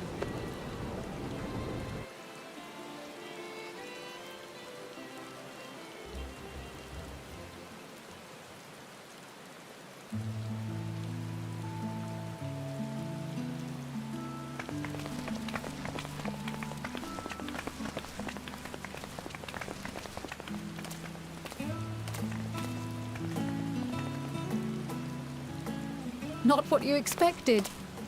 I must admit, the artifice is very convincing. But I assure you that we are beneath Sharlayan itself. The breeze you feel, the flowing waters you hear, all created by the hand of man.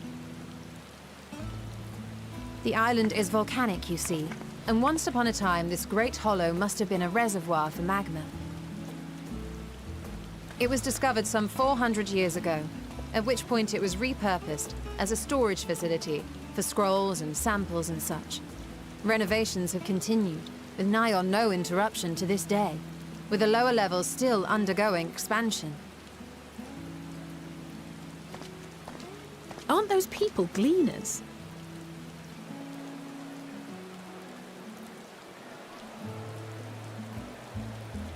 Aye, judging by their dress.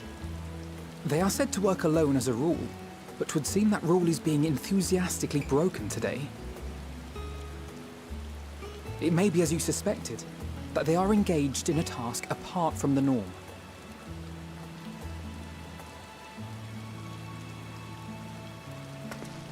Let's spread out and get some answers then.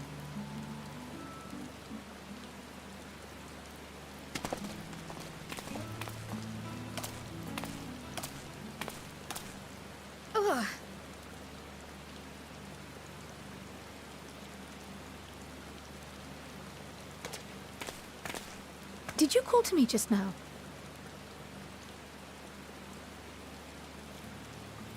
No. How odd. I must be a bit dizzy from the descent. I'll be fine, I'm sure. Let's get to work, shall we?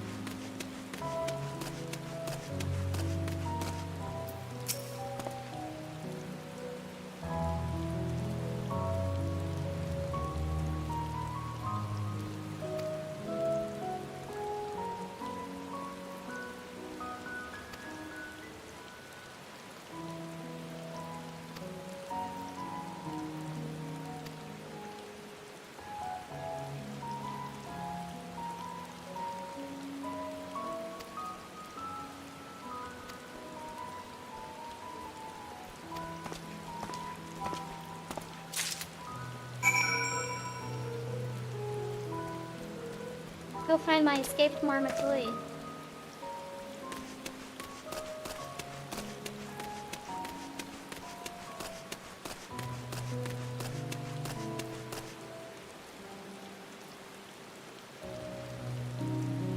Before we do anything.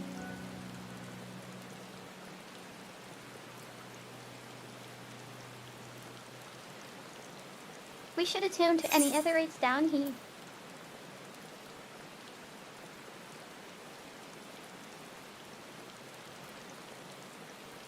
Cause I know will happen.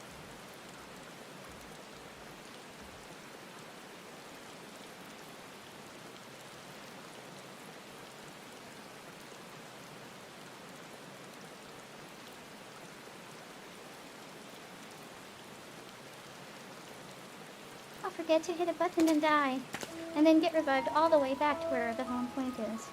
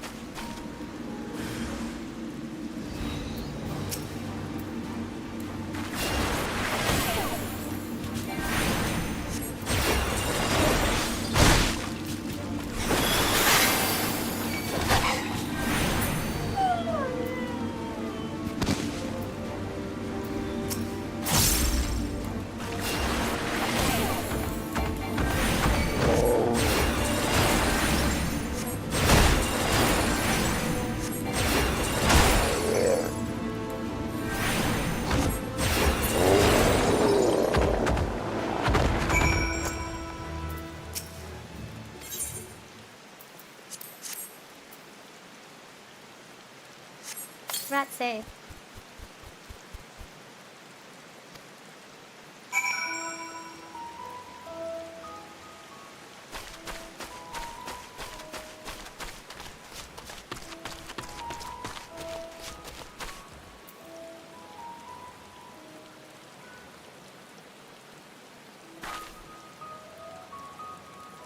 Of course, they would ask the kitty to catch the rat.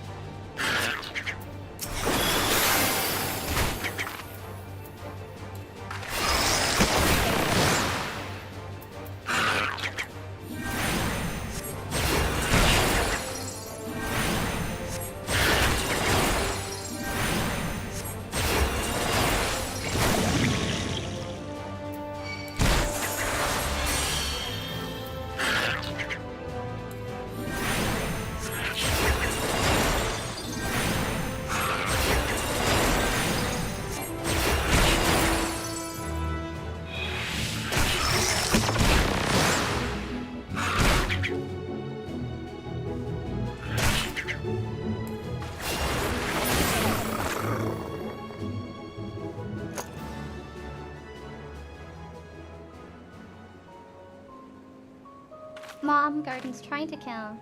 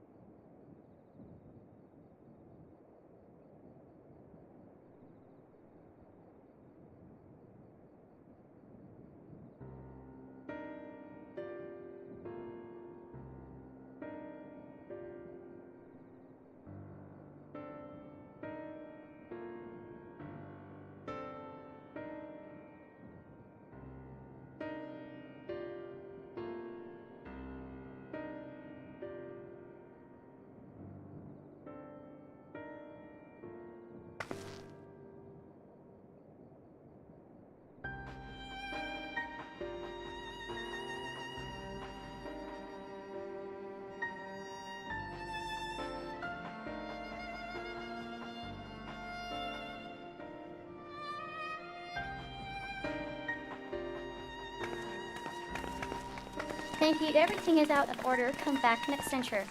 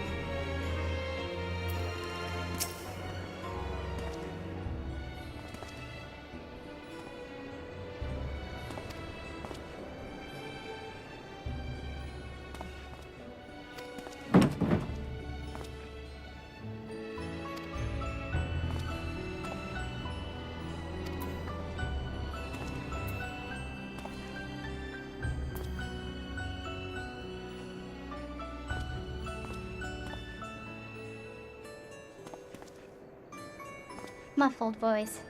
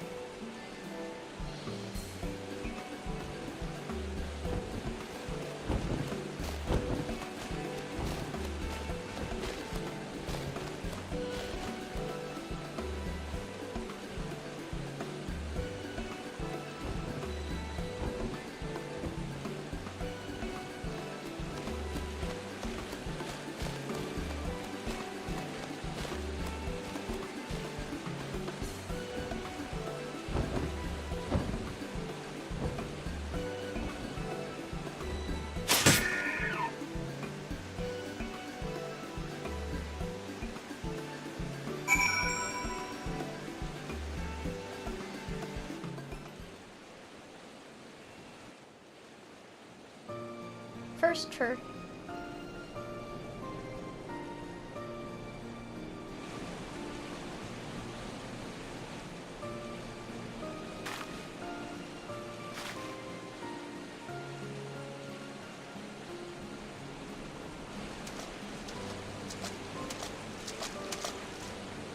Fair shot. Nicely done. Let me truss this one up, and I'll make my way over to you.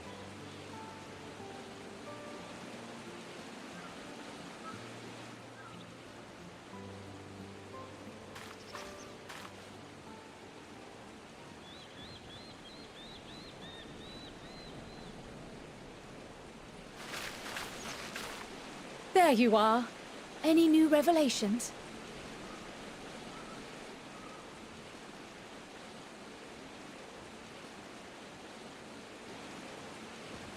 So you met with that gleaner again, this time to capture a hornbill.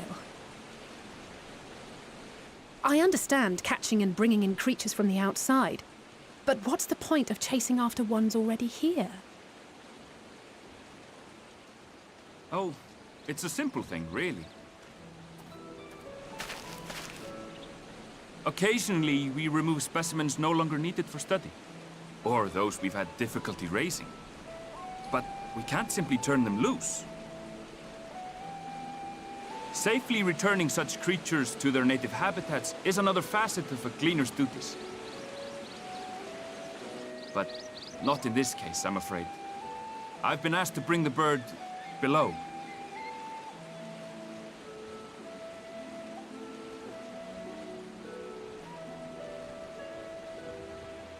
The restricted section in the lower levels of Labyrinthos. Open only to a select few researchers hand-picked by the Forum. The projects down there are the subject of rumor and hearsay. Forbidden magics. Advanced technologies that can never be allowed to fall into outside hands. Even Archons are not privy to the truth. CX Files. Those who are, the researchers involved in this secretive work, are not permitted to walk freely in the city, and are instead required to live in isolated quarters. What could a facility subject to such strict security protocols possibly need with a hornbill? An experiment? Possibly. I wasn't afforded an explanation. But judging by the requisition list given to me and my colleagues, I doubt it's for any kind of advanced research. I'd be more inclined to believe we were making preparations to migrate to the south. Please just Mericidio, kidnap these thereabouts. monsters. What? Why would you say that? Much of the flora and fauna we were asked to procure could serve as reliable sources of sustenance. They're comparatively hardy species, too, able to endure harsh climates. And among them are specimens known to be effective in improving soil quality and purifying water. When you put it that way, migration does sound like a reasonable assumption. That's all it is, though. An assumption. Through our tasks, we gleaners glimpse only bits and pieces of the Forum's plans. Our prime concern is that our requisitions, be they living or otherwise, are properly preserved for the knowledge of future generations. Now, I really must be going. I regret that I cannot reward you as you deserve.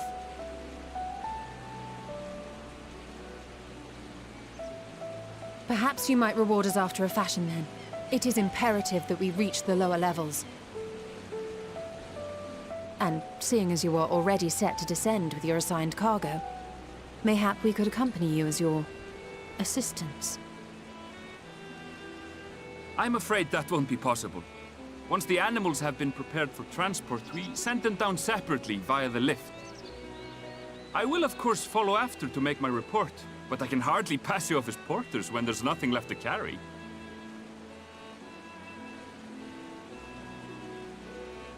Indeed. Pray forget I said anything.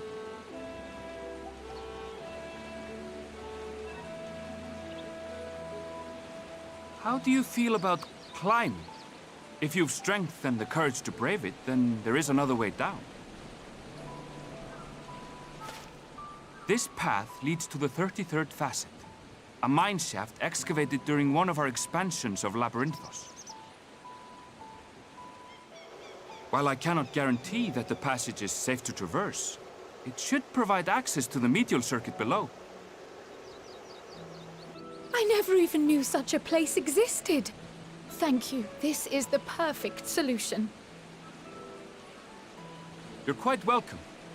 But consider yourselves warned. If the going proves too treacherous, you'd do well to turn back. I bid you good day.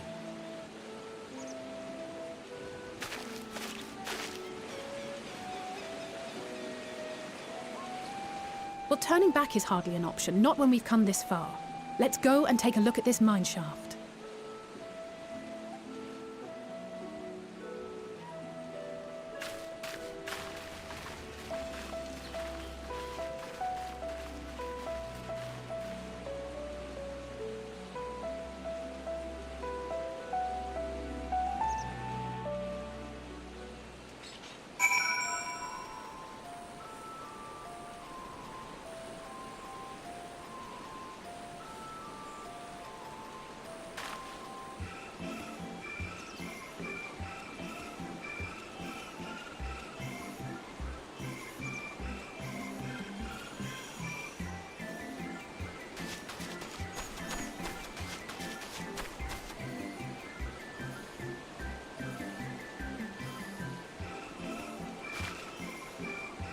Trying to shake off Mio's sleepies.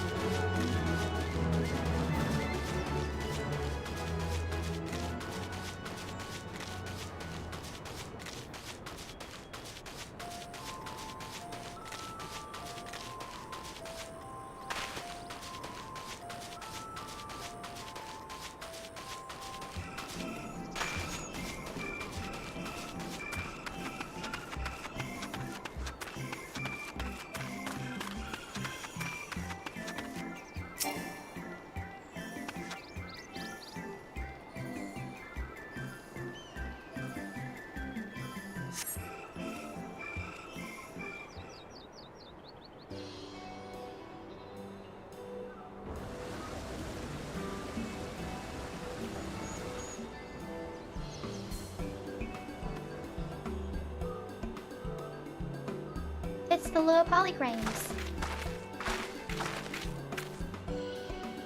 Grapes.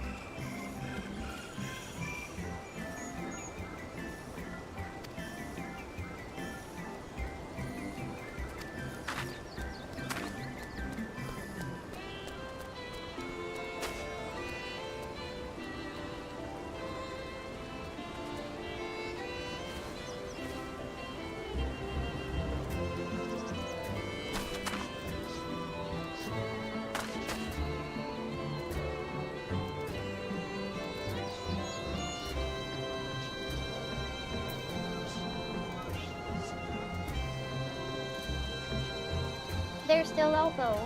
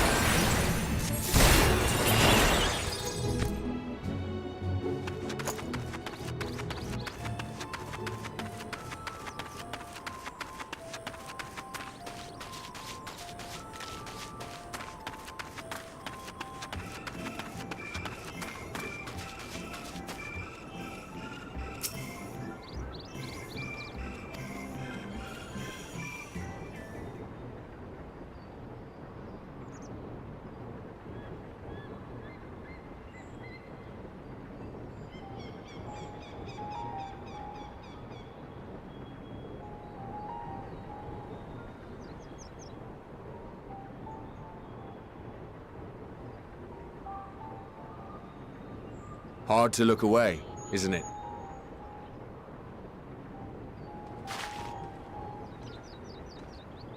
But they're more than pretty flowers. Heart blooms are attuned to ambient emotion.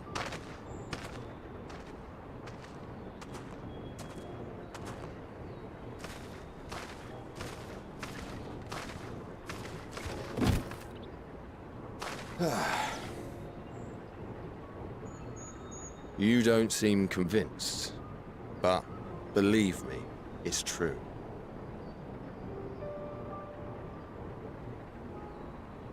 This ashen grey, for instance, it mirrors the anxiety and urgency of those working nearby as they rush to fulfill sudden orders. Intense feelings like those spur the petals to change colour.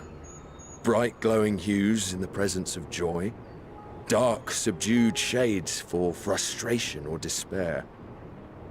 Yet even with the collected wisdom of Sharlayan at our disposal, we've yet to identify the underlying principle of this empathic effect. And there are other mysteries besides. Although the flower is extraordinarily long-lived, its low reproductive rate has made it difficult to find younger populations growing in the wild. With too few sightings to map its distribution, and no closely related species to track, we've been unable to pinpoint its land of origin. To further complicate matters, every culture, even dimly aware of its existence, has given it a different name and mythos. Our attempts to study it via the historical record have been an exercise in frustration. As an avid botanist myself, I should one day like to unravel the Heartbloom's secrets. But I'm afraid other duties must take precedence. I will leave you to your thoughts.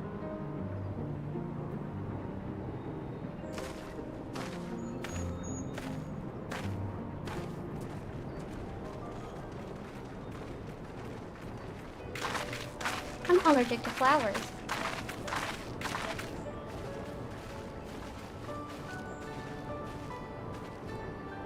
Have you learned aught of interest?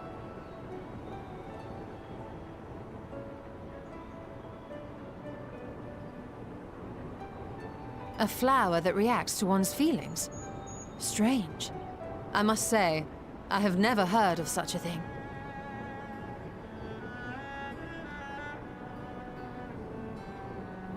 This is all very fascinating. But as it stands, we've failed to gain any significant insight into the Forum's undertaking. Indeed. While there is certainly enough activity to support Erenville's supposition that a priority has been placed on improving food production, unfortunately for our investigation, these workers were never informed as to how their duties serve the master plan. If only we could interrogate the Forum members directly.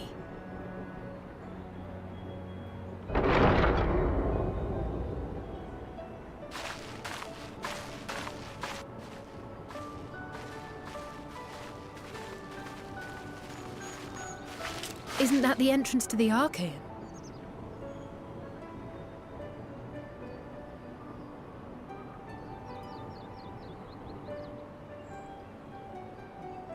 Look, there. I think that's Erenville. A little difficult to tell from here, but I think you're right. He did say he was coming down to make his report. Erenville receives his orders from the Forum. Would it not follow, then, that the superior to whom he reports is a Forum member? Or at least a close associate?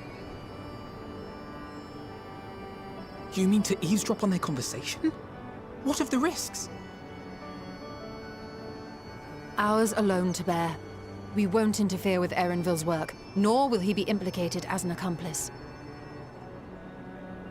If you're not comfortable taking part, I can do this alone.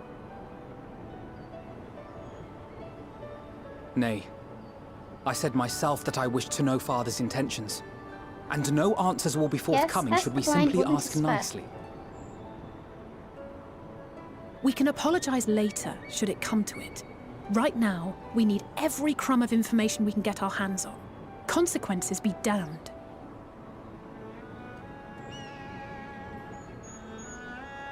It might be best if you came along as well. In fact, we should all...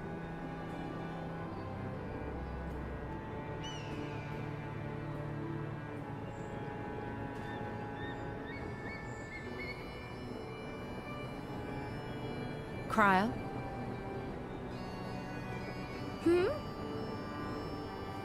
Oh, yes. That certainly sounds like a plan. I'm glad you agree.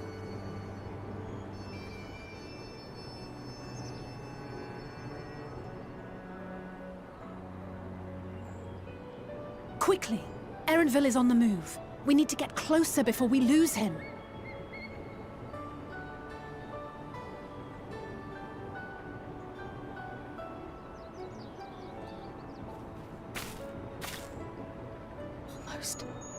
I can almost reach you.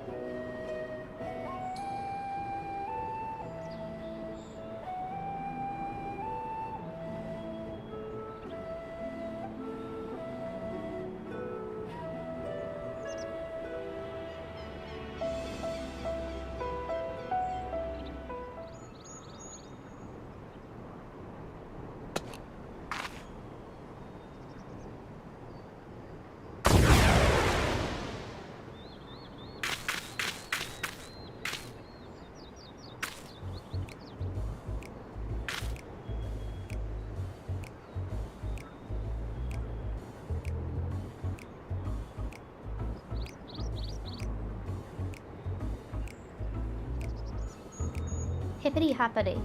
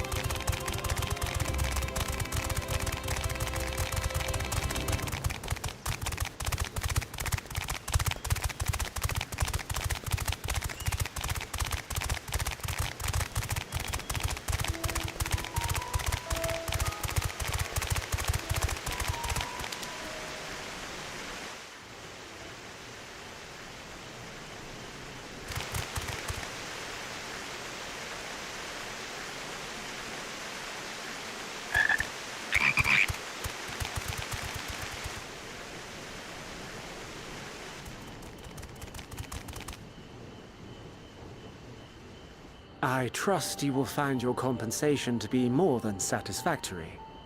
We wish to make clear that we are pleased with the efficiency and thoroughness of your work. So much so that we have come bearing new tasks in need of your competent hand.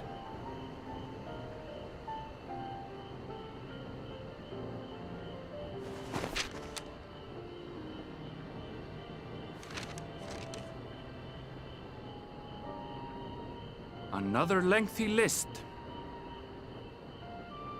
If I may speak frankly, the Gleaners have been pushed to the point of collapse by your unending demands.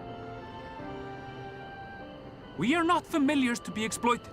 We are Sharlayan scholars, and we deserve an explanation for this unseemly treatment. What warrants such urgency?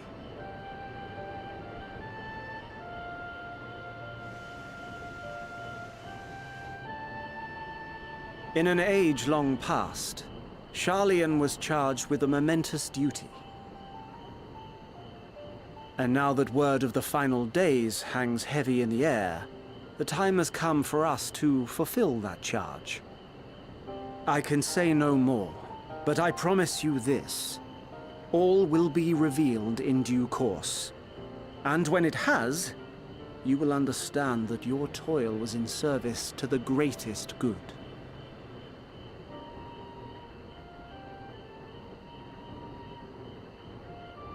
Then I will do your bidding. For now.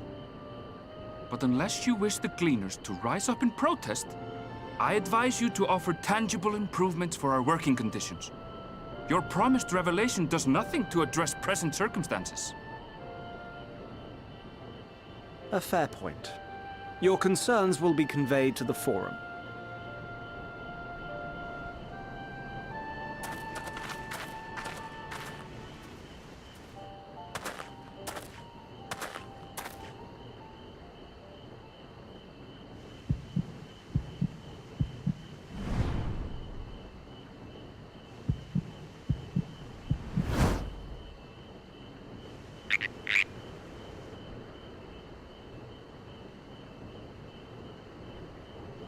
I hope that was informative. You may consider my debt to you repaid in full. While I do have my reservations about the Forum, I want to believe that they have our best interests at heart. Which is why I'm reassured that you're busy sniffing out the truth of things. We can ill afford to place all our eggs in one basket, this master plan of theirs, without first understanding the risks involved.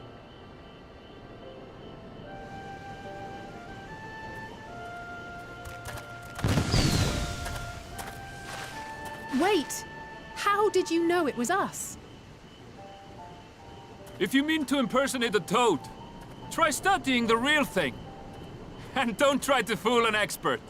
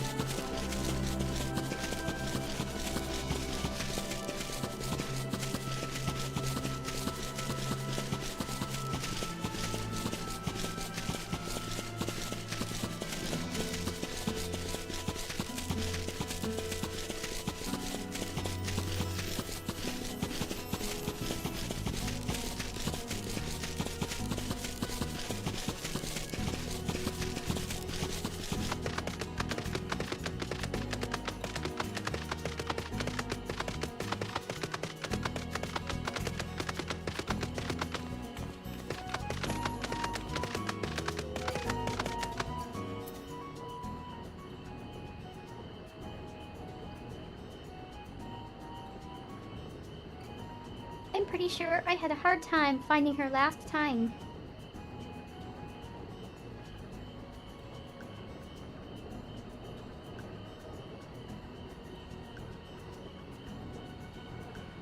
I think she is still standing by the flowers.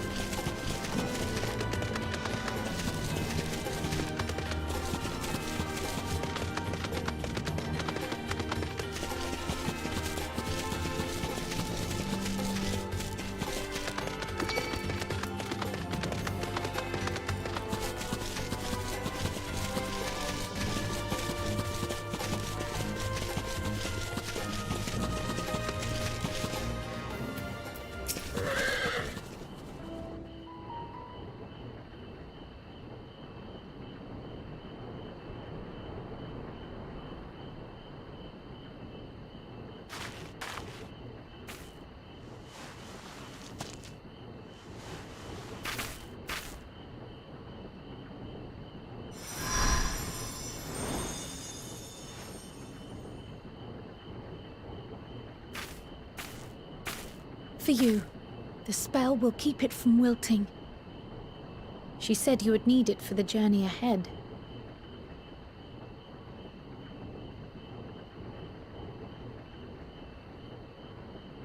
Will you speak with her now? I cannot hope to match Minfilia's clarity, of course, but...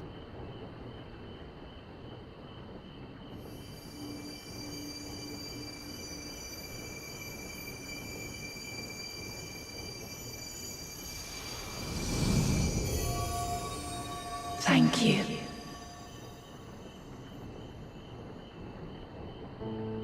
Do not worry. She has lent me her body for only a moment. Just as I could not save the first from the flood of light, it has become arduous for me to interact with the physical world without assistance. Though I might converse with you for a time, the incorporeal form I assumed on the ship would be incapable of casting even the simplest enchantment. It is in the depths of the ethereal sea, the place to which all life returns, where my influence is greatest. After Minfilia's sacrifice on the first, it was to the sea, here in the source, where I ferried her soul. I wished that gentle spirit to find rest in the world she loved so well. Her, and another who may yet have a part to play, though that will depend on you. Take the flower, walk free, for you are free, to go where you wish, to believe what you will.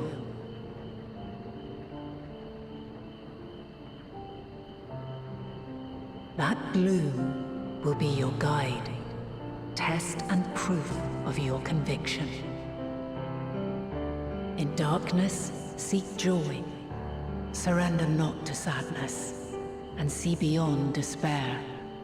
Walk free, and bear the light for others to follow. Together, raise it aloft and let it shine, till the end, blinding and radiant.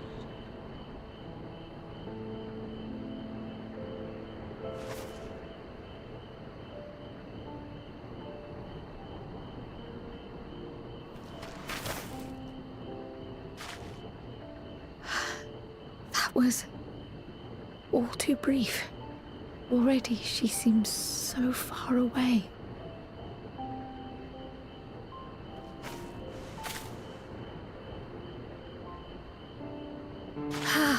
My apologies if I startled you.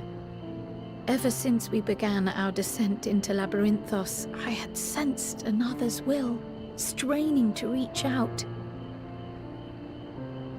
Even with my particular talents, though, I was unable to make a connection at first, so weak and tenuous it was.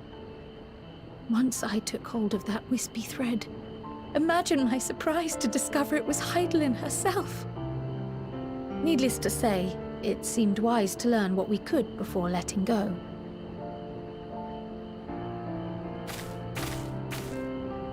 Her answers were more cryptic than I would have liked, but at least she left us with a guide of sorts, that unusual flower.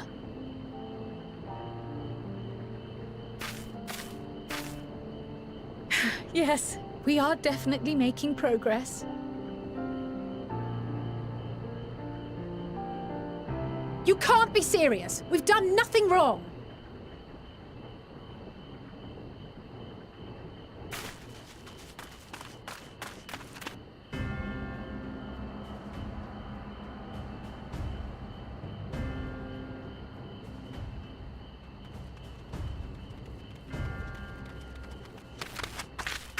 Master Fortuno? What business has the Forum with us? Oh, Popap is here to yell at the Obstruction and suppression, apparently. Mistress Baldessian, our records show you facilitated the Scions' entrance into Sharlayan by claiming them as assistants for your organization. We are aware of your investigations. After alerting the major institutions to the presence of potential troublemakers, we received word from an Archean custodian. A group operating under the auspices of the students, skulking about Labyrinthos and engaging in clandestine behavior. Clandestine? We may not have entered Sharlayan as Scions, but we did naught to conceal our identities. Our only purpose in this city is to seek the truth. I can think of no reason why our actions should warrant the Forum's intervention. It is not our way to discourage the pursuit of knowledge, but the timing of such pursuits must be considered, not to mention their potential impact. With the world in chaos, we, the true caretakers of wisdom, have committed ourselves to an undertaking that demands the utmost discretion. And we will not risk its success by turning a blind eye to disruptive foreign elements in our midst.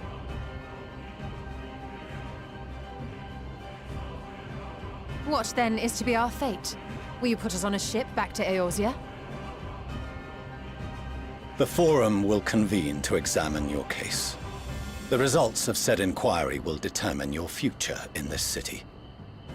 As for your absent companion, he has already been detained. Graha! But why? Is reading a crime now, too? Reading is encouraged, celebrated even. Not, however, of the volumes shelved in the restricted section of the library.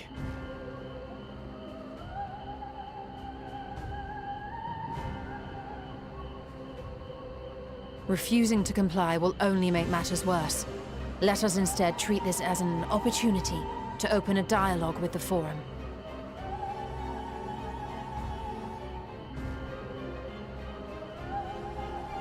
Silence is often one's best defense. I would advise against prolonging the proceedings with frivolous discourse.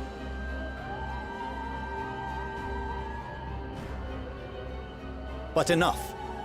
This is not the place for debate. The rostra await.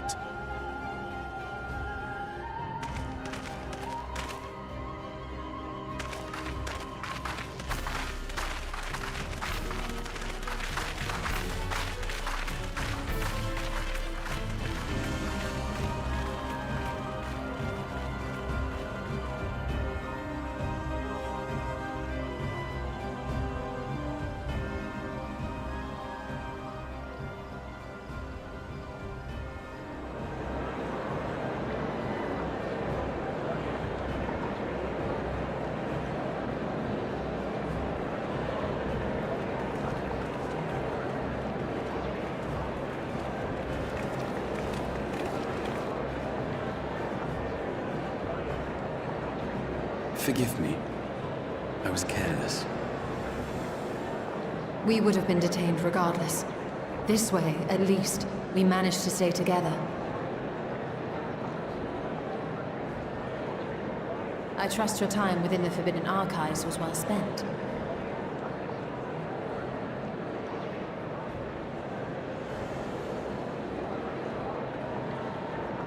The forum will come to order. This inquiry is now in session. As Speaker-elect, I will be presiding over the day's proceedings. Master Fortuner, would you be so kind as to restate the matter which compelled you to summon your colleagues with such urgency?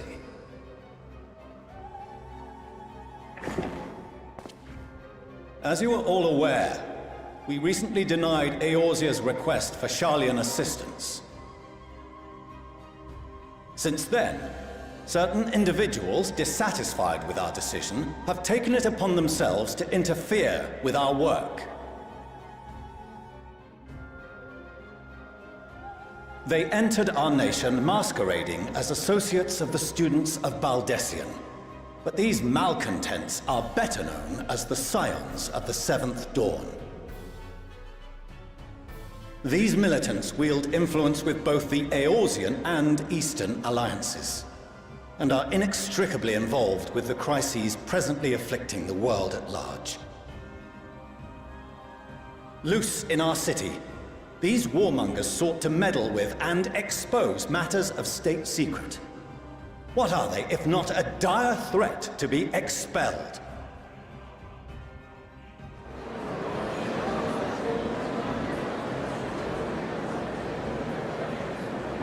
You have tarnished the good name of the students. Galuf would be ashamed.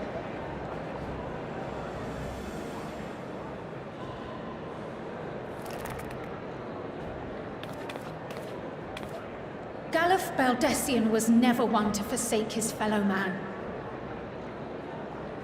Even if this nation closed every door and retreated from the world, he would have found a way to help the Scions, help every soul of this star fight back against the coming doom.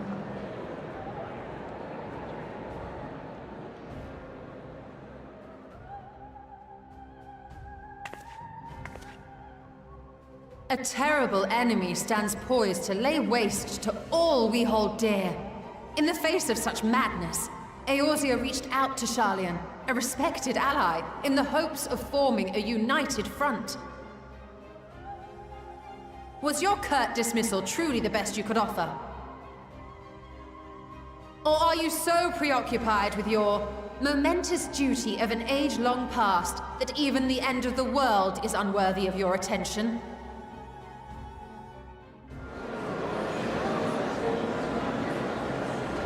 Whence came this revelation?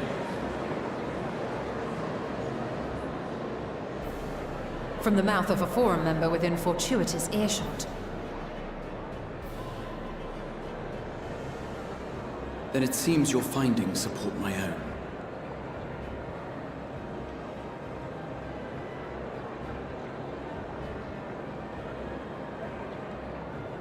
The reason I visited the restricted shelves was to study records of the Forum's policymaking process, to better understand the historical trends underlying their most major decisions. At first glance, the positions of neutrality in war and the accumulation of knowledge above all else appear constant and consistent, the unchanging pillars of Sharlayan society. And once upon a time, I might have left it at that. These days, however, I am more attuned to the subtleties of governance, and so I noticed something odd.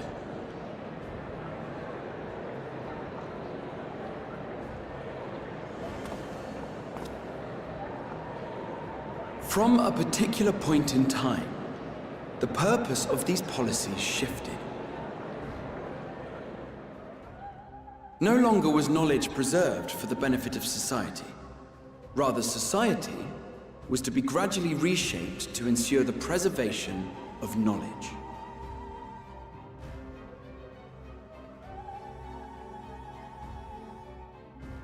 The most conspicuous and telling change was the one which befell Labyrinthos. Once little more than an oversized storehouse, an enormous allocation of funds saw it transformed into an advanced research and archival facility. I also discovered a fascinating account on the finances of our Dravanian colony. The settlement attracted students from far and wide, and the connections and tuition fees thus acquired were funneled into further improvements for the archives. Now, there is no question that our nation's progress is tied to the acquisition of wisdom. Nevertheless, the vast resources diverted for this purpose borders on the obscene. But returning to the matter of when, our change in course appears to have been made some 270 years ago. The very same period when Sharlayan scholars in the hinterlands began a formal study of the ethereal sea. You found something, did you not? And whatever it was, gave rise to your oh-so-important duty. Mind your tongue, Archon. If you had seen...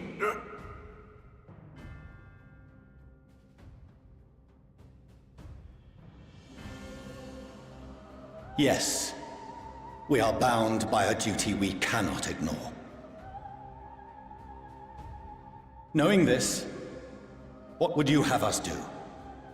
Abandon our vital work and join you on the field of battle? We will never choose the way of the sword.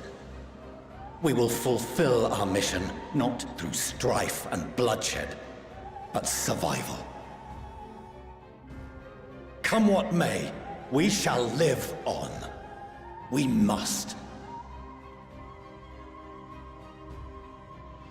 Do as you must, then. But we Scions will fight until the heavens fall, until our last breath.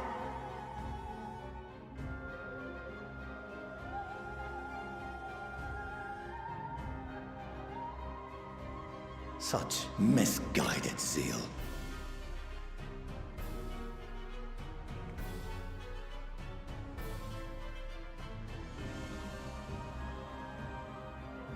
Father,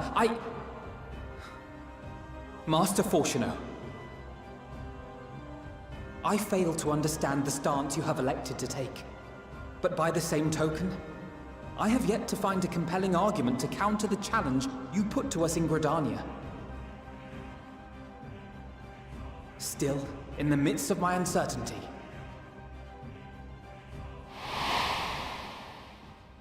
I must trust in myself to do what is right, as others have chosen to trust in me.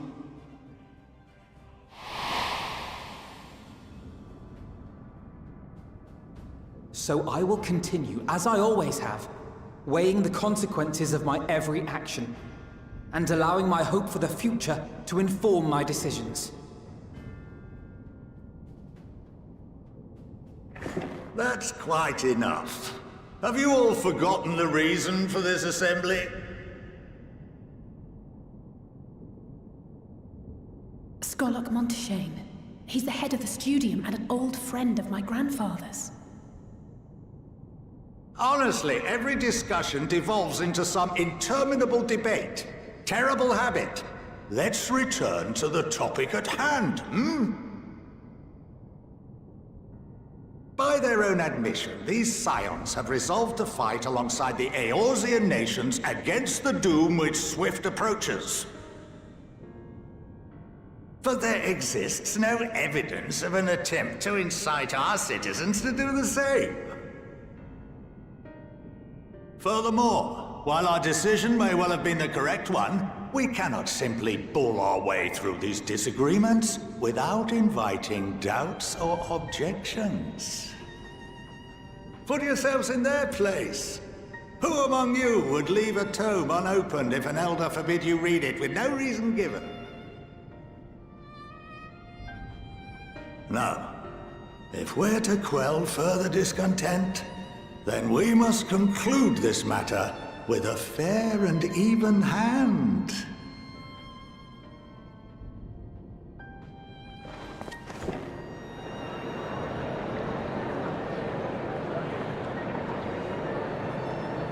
Order! We will have order! Master Montaigne raises some valid points. Keeping such concerns in mind, I propose we enforce the following measures. Until further notice, the students of Baldessian are to cease any and all activities within the domain of Sharlayan. You will also refrain from any further investigation into the Forum's decisions and duties. Failure to comply with these restrictions will result in the immediate expulsion of your Scion associates.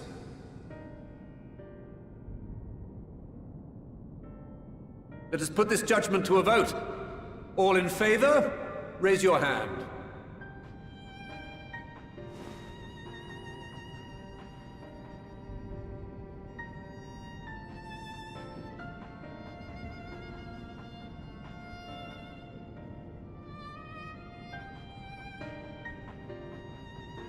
I count 51 for and 48 against. The proposal is passed. Students, Scions, you have heard the Forum's judgment. Pray abide by it, or face the consequences.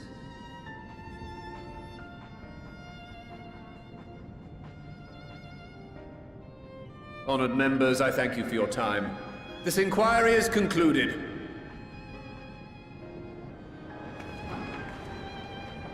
Whoa.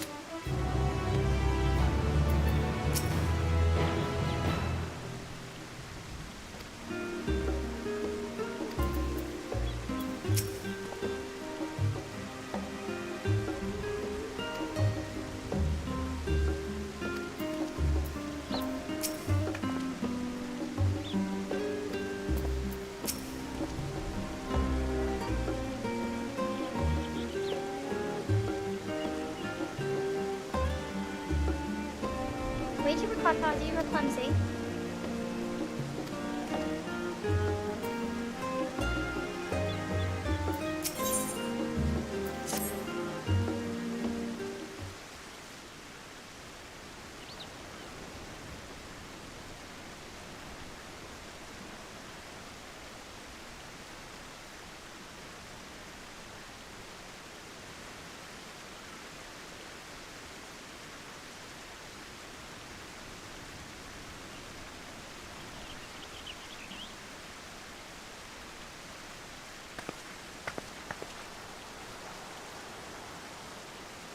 Here's Mama.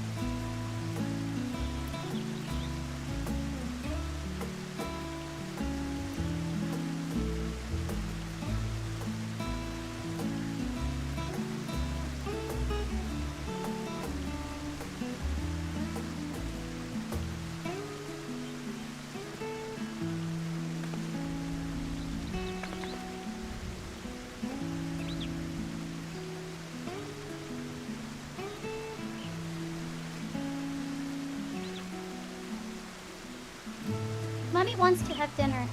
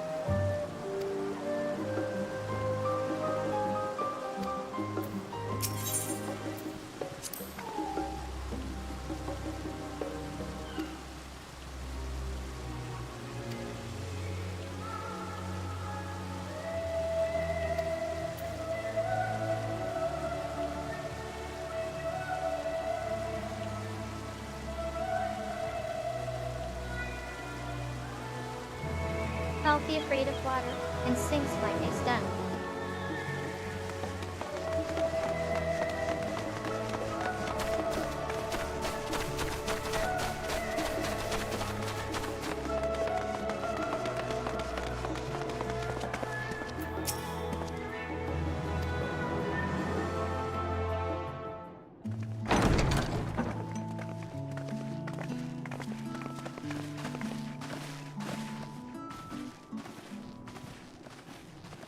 Welcome home, my lady.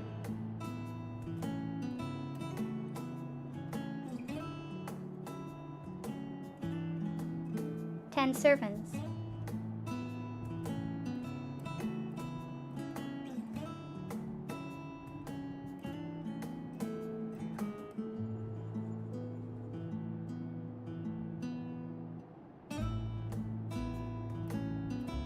What?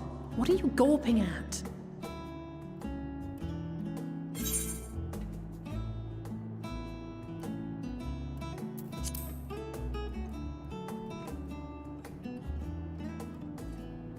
Oh, gods, please don't.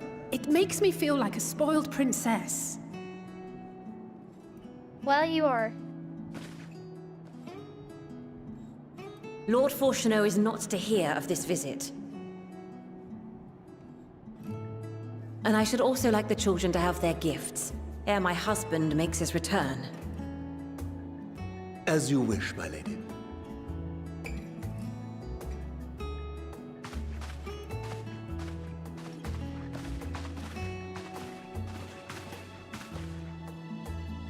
Master Alphino, Mistress Alice, if you'd accompany me upstairs. We shan't be long.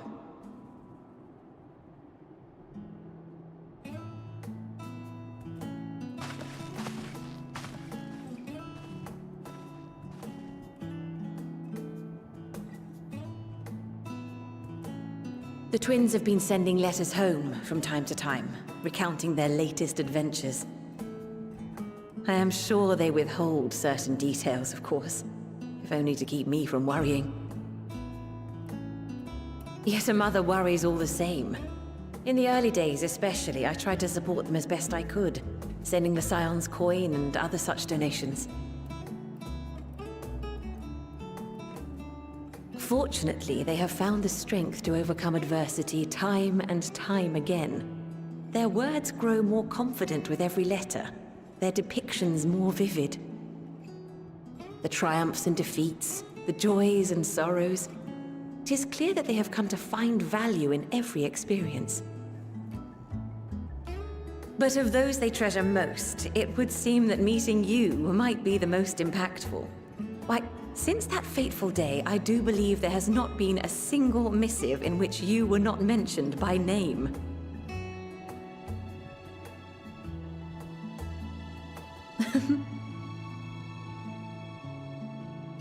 It is plain they care for you, and I am glad they have such a steadfast companion watching over them.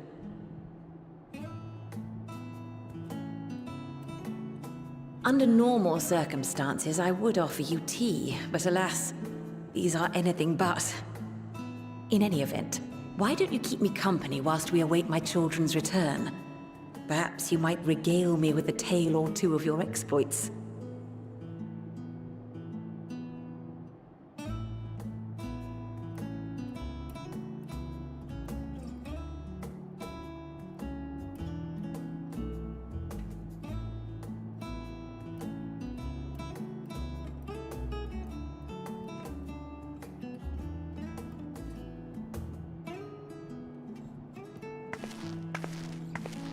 When you mentioned gifts, I wasn't sure what to expect.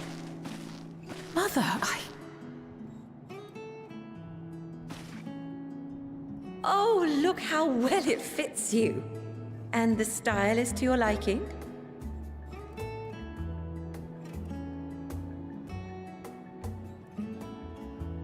It's perfect. Exactly what I would have chosen. But please, tell me you had something different made for Alphino. Had it. Naturally. You are hardly little children anymore. And while I shall miss dressing you in those precious matching outfits, I must respect the individuals you have grown to become. See for yourself.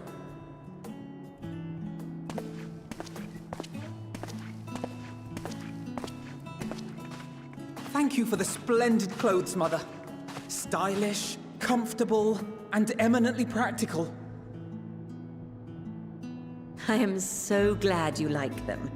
They are, however, missing one final touch.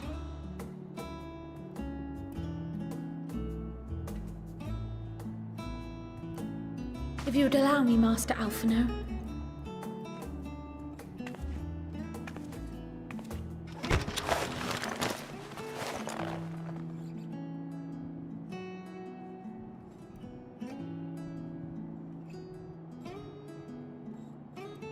Wait. Are these... A sage's tools of the trade. They belonged to your father.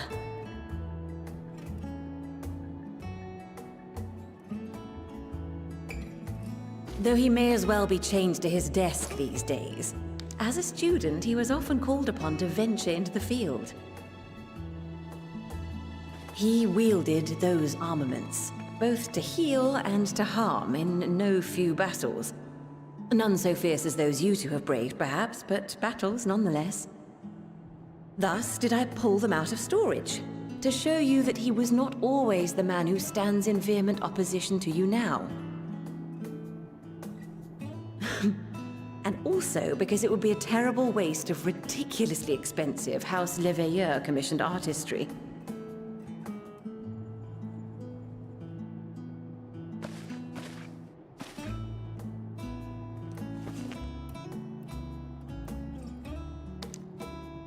Spared no expense. I am told these devices are quite difficult to master, but someone of your extensive experience should soon have them darting about with grace and aplomb. May the wisdom in that crystal serve you well. And please, try to find common ground with your father, that you might come and go without need for this awful subterfuge.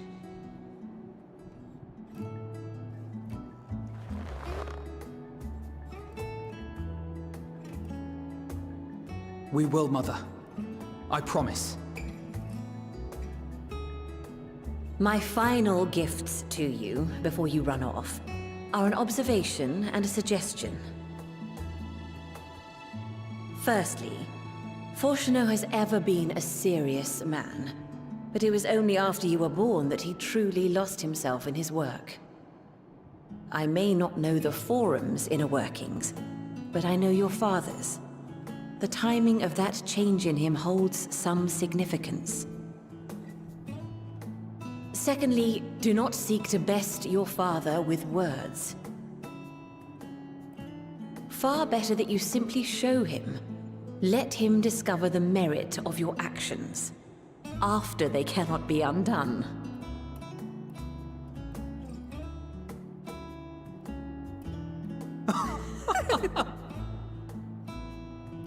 Oh, Mother. We shall take your wisdom to heart. Thank you again for these gifts, and farewell for now. Safe travels, my children. Eat well, stay warm, and keep your friends close.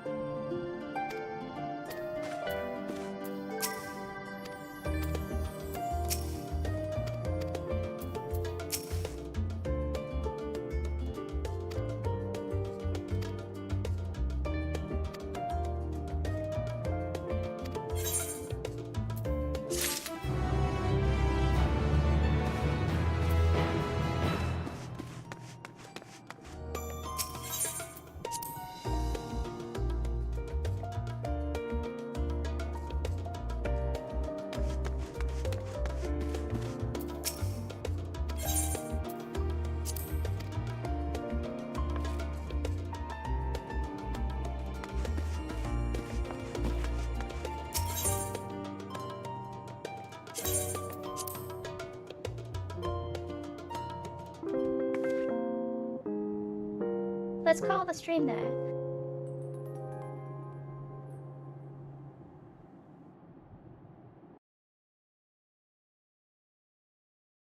Cause the next leg will probably be another 5 hours.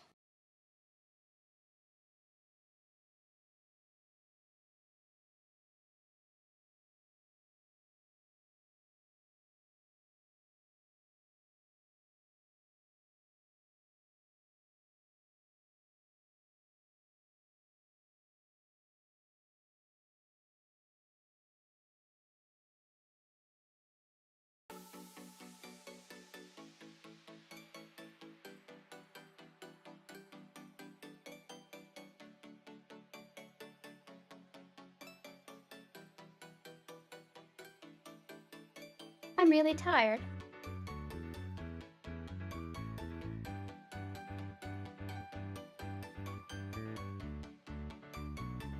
I've been trying to stay away for the last hour.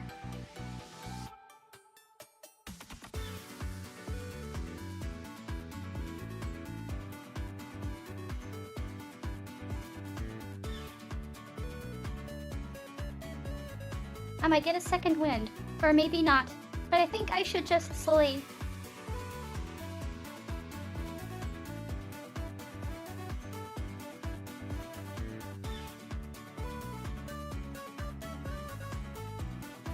Alright, have a good night.